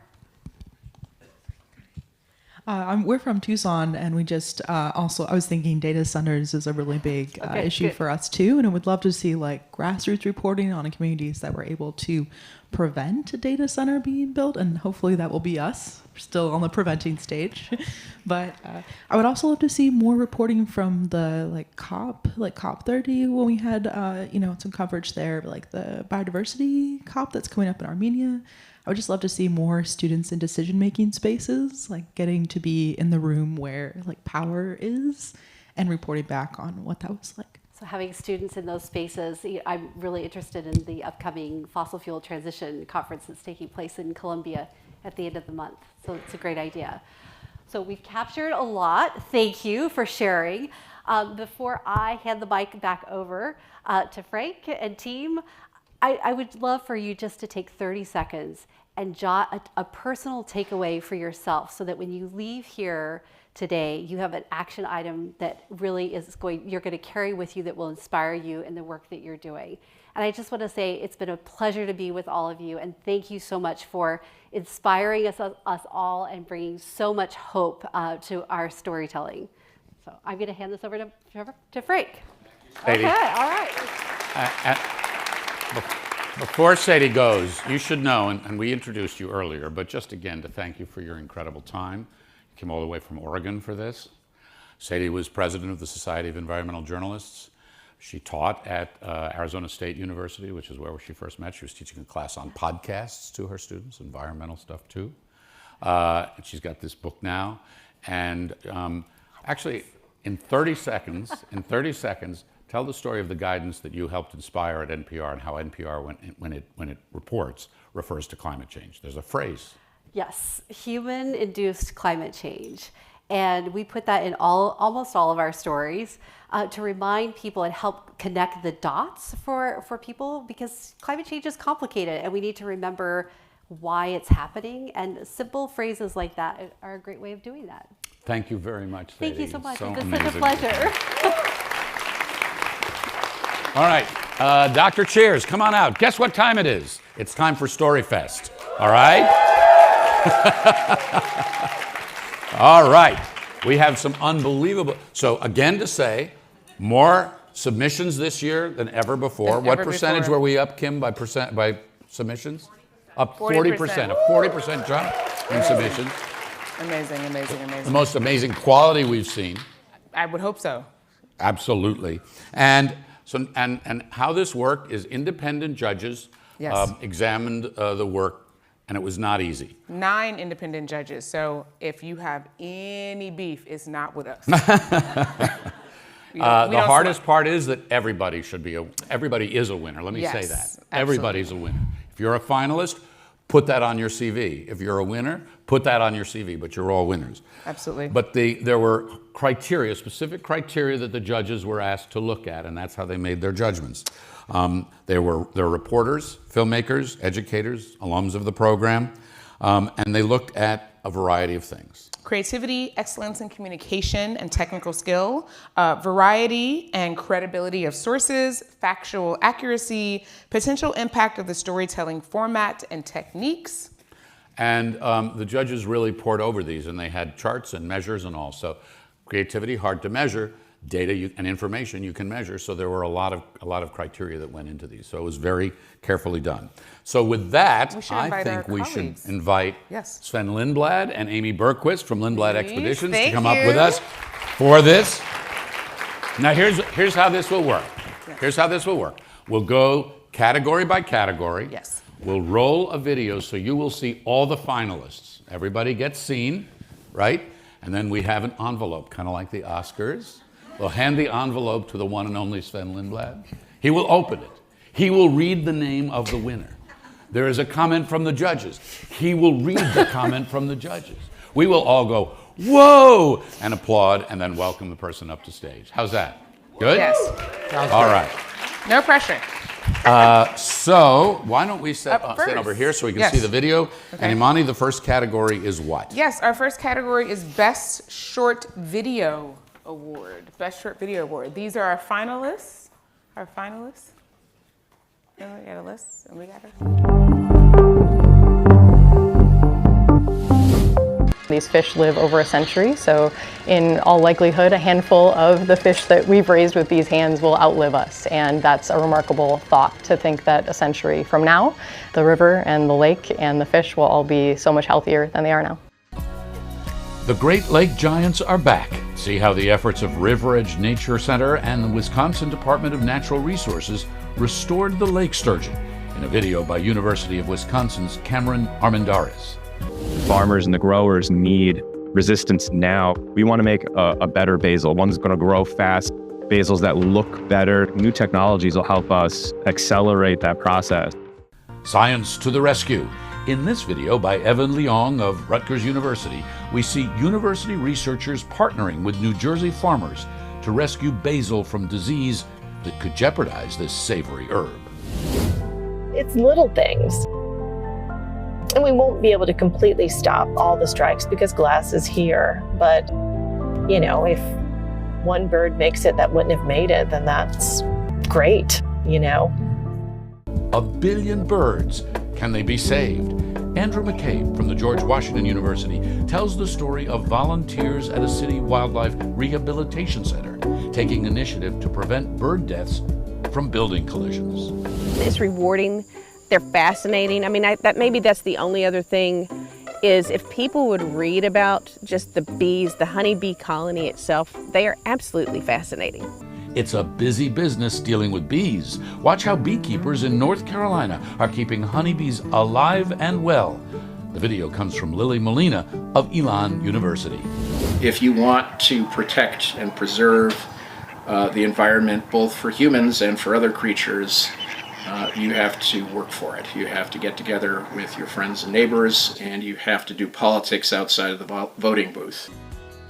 Residents of Broome County in upstate New York fight to ban hydraulic fracking. SUNY Environmental Science and Forestry's Mary L. Flint and Margaret Ryan tell the story of a coalition of community members advocating for New Yorkers' health. What's the magic word? Estuary. Researchers immerse themselves in the ecosystem that connects us all in this video by Shenya Utamidata of Rutgers University.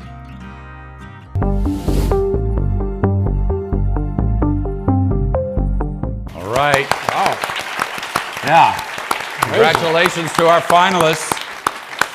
And the envelope, please. Wow. This is way better than a gold statue. Yep. Oh, sorry. We need to move back center so that no one can see us. Sorry.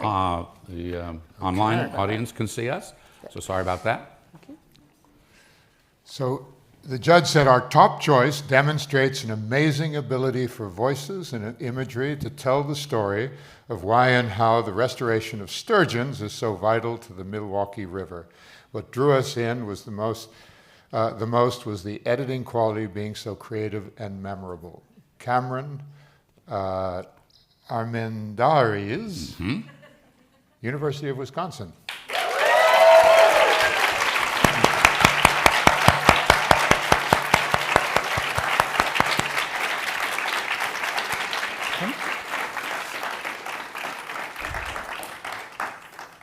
Is he here? She is here. coming She around. is. She. Congratulations.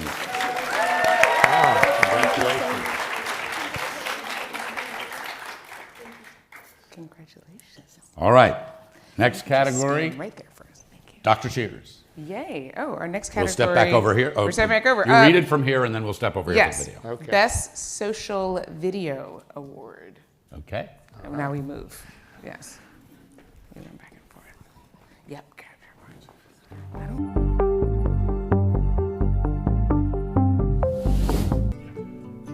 What do you get when you combine jogging and litter? Plogging, of course. In this video by Junjun Augustin of Brigham Young University, we learn about the 1% movement in the Philippines that promotes a healthy body and a healthy environment. Time to level up your invasive species removal skills. In a video by Elizabeth Gonzalez of the George Washington University, volunteers remove invasive species that block sunlight at a California beach. Don't throw out those leftovers. Student perspectives on how food waste impacts our lives are on the menu in this short social video by Mahika Jamvar, also of the George Washington University. Foraging for creativity. Sustainability and art go hand in hand in a short New Jersey beach art video by Zarina Morgan of Drexel University. Farm to table, close to home. Olivia Nygaard from the University of Wisconsin-Madison shows how farmers markets contribute to community health, sustainable food systems, and climate resilience. No time to waste. A short social video by Zenora Faulkner of the George Washington University reveals ideas that can limit trash and buy time for landfills. We're back. Nate, you want me to read this? No, you don't. Yeah, okay. Here you go, sir. Right. You're good at this, you know. Yeah. And the winner is Junjun Agustin, Brigham Young University. And the judges said, this piece clearly reflects the Planet Forward ethos, particularly in its emphasis on student-driven, solution-oriented environmental storytelling. Augustin's concise and compelling video highlights a grassroots organization working to inspire young communities to take action on trash pollution and waste management in the Philippines. Bravo. Junjun is not able to be with us today, so a round of applause for Junjun. And the next category, and we'll have the video, is multimedia.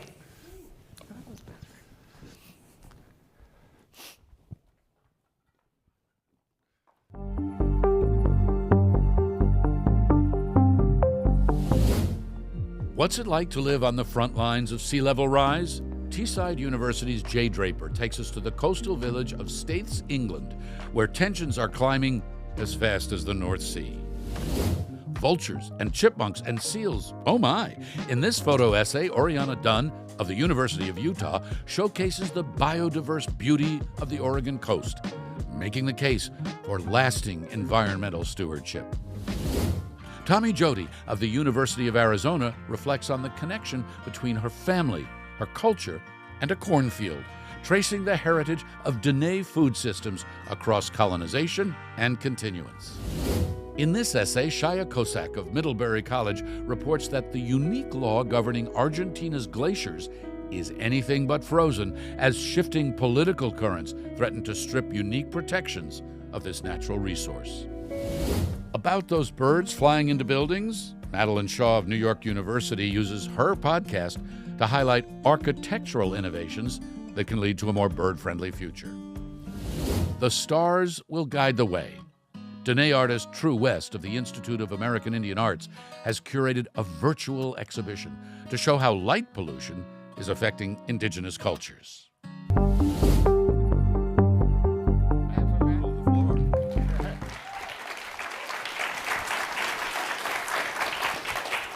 All right, sir.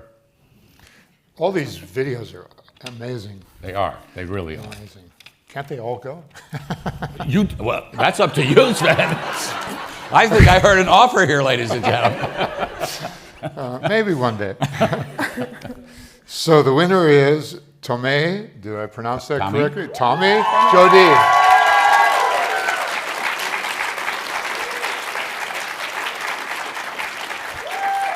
And the judges said, congratulations.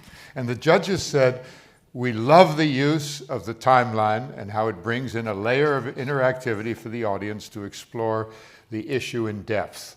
This story is provocative, memorable, and the inclusion of the author's personal experience is deeply appreciated.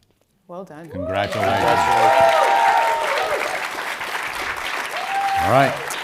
Now we Next category. Now we have the best written story award. All right. So we got-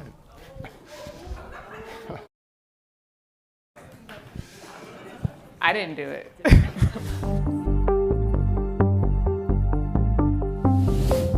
Monkey See, Monkey Save. The University of Tampa's Kaylee Aiken blends text and images to reveal how a community-led project is helping howler monkeys living on the edge of commercial development. In Colorado's national parks, keeping tourists at a safe distance from elk can be rocky. Ashley Glasgow from Colorado State University explains how science communicators are showing how education and art can shift behavior. This story by Florida State University's Cameron Glimpf takes us from the leather couch to the forest path, where some people are seeking a new kind of therapy. Who knew the ground could be so grounding?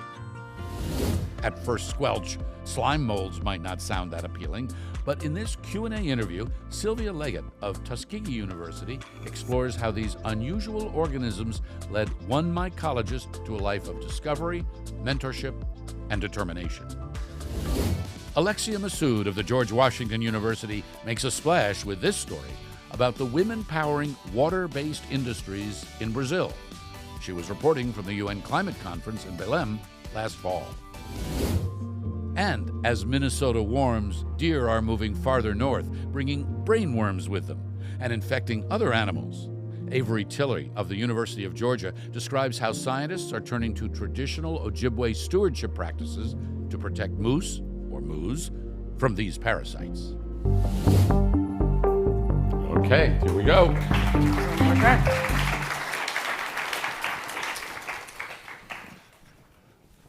Is the plural of moose, moose? Moose is an indigenous word in this case. Oh, okay. Did I get that right? Yeah. Okay, and the winner is Kaylee Aiken, University of Tampa. Kaylee, I don't think Kaylee is able to be with us as well today, but go ahead. And the judges say, that's a shame, but the judges say this is a highly engaging and well-crafted piece that effectively uses multiple sources and strong visual elements to enhance the reader's understanding of both the issue and its solution. The story provides enough background for readers unfamiliar with the topic to quickly become invested while maintaining a compelling and original narrative. Great. Congratulations. Congratulations. Okay, and we'll keep that for her. Yep. And we have two categories and Imani will kick us off with the next one. Yes, we have the Framing the Future Award. And this award, it's awarded by university staff to a student whose work represents outstanding originality, depth of subject matter research, compelling use of data, and engaging use of format and presentation. No, and there is, we we just go not straight. have a film for that one. Yeah. We'll go right to Framing the Future. Okay. Or do this is good. Am I supposed to read this first? No. Nope. No, that's no. Kim said you've nope. done what you've done. Framing the Future. Kim said no. Are we ready? We are ready. We are ready. Alexia Massoud, George Washington University.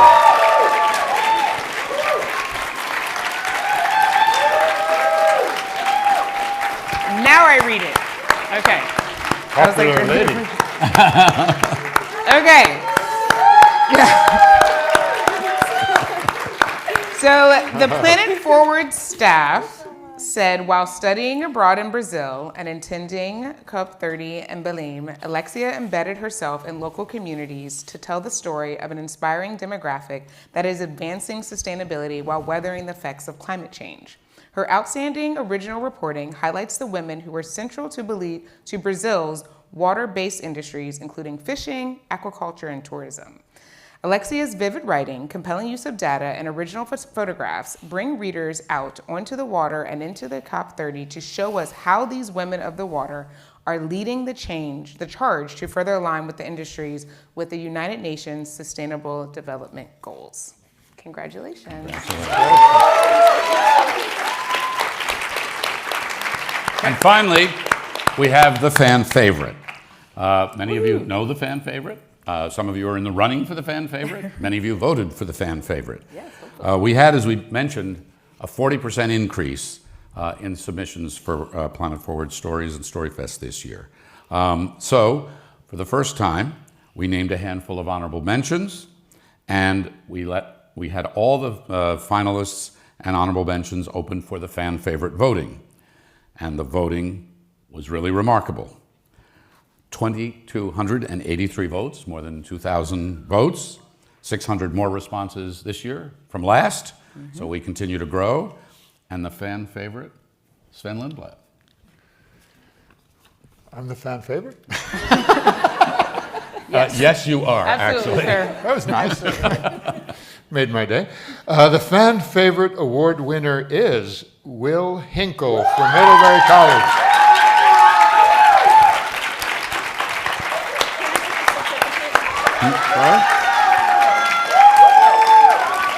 Wow, popular guy. Will has fans. Will has fans. We love that. So Will Hinkle's photo essay, just to describe this a little bit, photo essay brings together personal reflections and stunning images from his exploration of South America's most astonishing landscapes.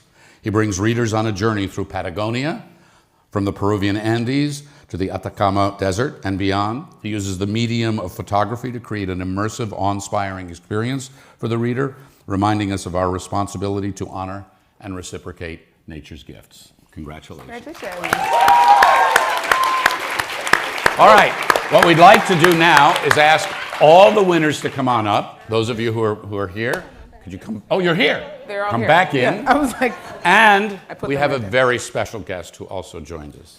Ladies and gentlemen, the president of the George Washington University, Dr. Ellen Granberg. Do I have a handheld mic? Do we have a mic for President Granberg? we have a mic. No, that's Friends we were in the throwing back. the mic. This is a fake mic. It's a fake mic. You know, anybody want to catch the mic? Remember how we started? Oh. Do I have a mic here? The fan, or our friends in the back. No. I need a real one. That would be for someone. Where's one of our mics? Yeah, I'm like. Okay, but we'll get that. While we're doing it, though, let's come on in here for a picture. Just in the middle. Here we go. You guys are in the middle. There you go. So for those of you who don't know, President Granberg traveled with the Planet Forward StoryFest winners a couple of years ago to Iceland. She spent time with the students, she spent time with Sven, and this is one of our favorite moments of the year, and I know yours. Well, Frank, thank you so much for giving me a couple of minutes. First of all, I just want to say congratulations to all of you. Having gotten a chance. Yeah, let's give them another round of applause. I love that.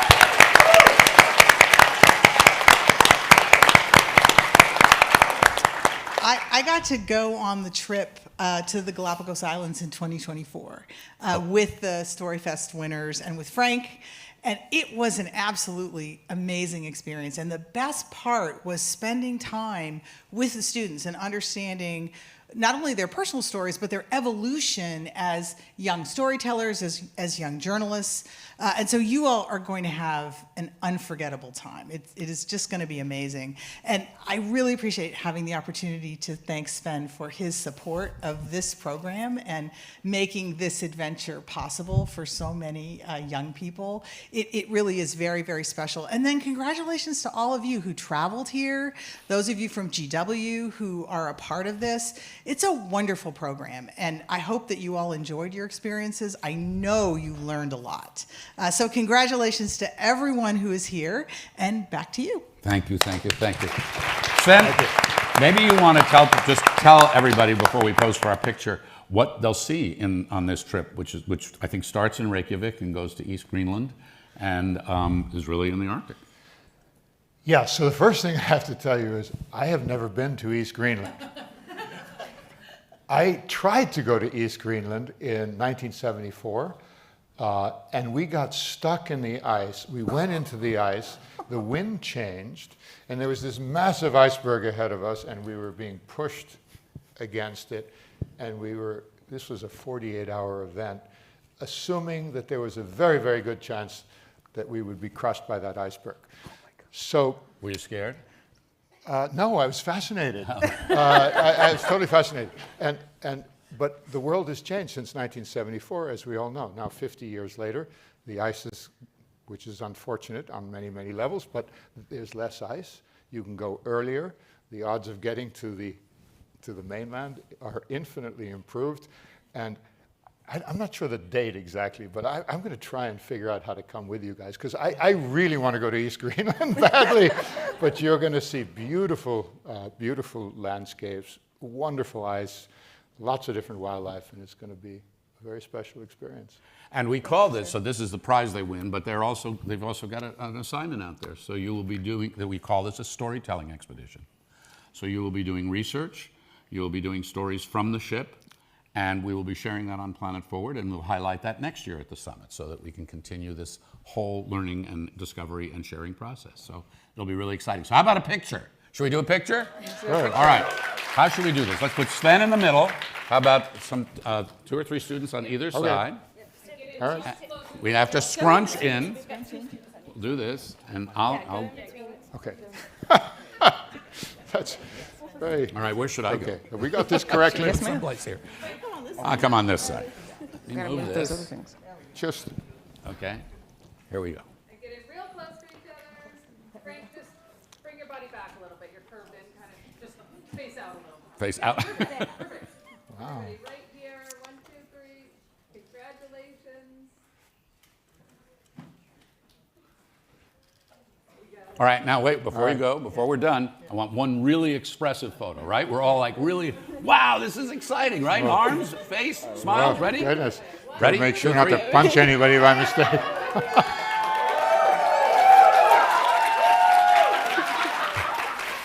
I hate those. I want to thank everybody in this room, but I especially want to thank Kim Osi, Aaron Dye,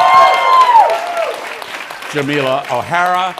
I want to thank, where is Ashley? Ashley Pensack? She's backstage. Ashley, come on out. Ashley, we put the trains on the track and we put the throttle full. And she said, I got to make them run on time. And she did. Ashley, come on. Into the light. Come on. No, she won't. All right.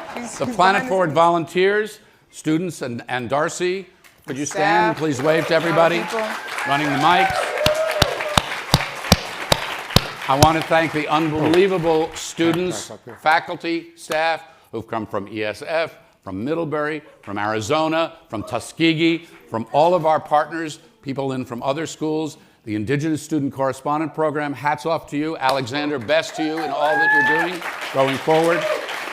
Sven Lindblad, you have made an incomparable, one thing I've heard from every student who's gone on one of these trips, it's a life-changing experience. Absolutely. And it is. It opens horizons. One of the reasons Sven and I hit it off is he said, I want my guests out there to see the world, but then for that to have impact, I want them to come back and tell stories. He said this to other people. This is how we learn the value of nature and the world. So that's great. And of course, I want to thank President Granberg for everything that you do and the support that you've given us. How about Imani Cheers? Dr. Imani Cheers.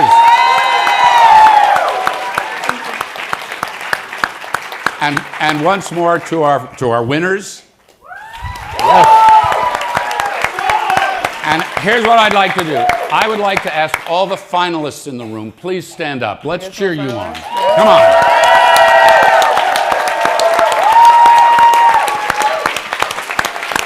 Thank you all. You are all brilliant, really brilliant and brave and expressive and creative, and it's important and it matters, and we love you. So thank you all very much. There's some lunch around. Grab lunch, mix and mingle. It's amazing. Some of you are going to be joining us around 2 o'clock for something else. Kim and others will have details on that. Thanks again. I hope you enjoyed this. Give us your ideas, your suggestions, your input, so we can build a better summit. Thank you all. See you next year. Thank you. Energy. Oh, it's amazing. I love this thing. Oh, it's incredible. Well, listen, guys, have a great, well, Well, maybe I'll see you, maybe not. But if I do.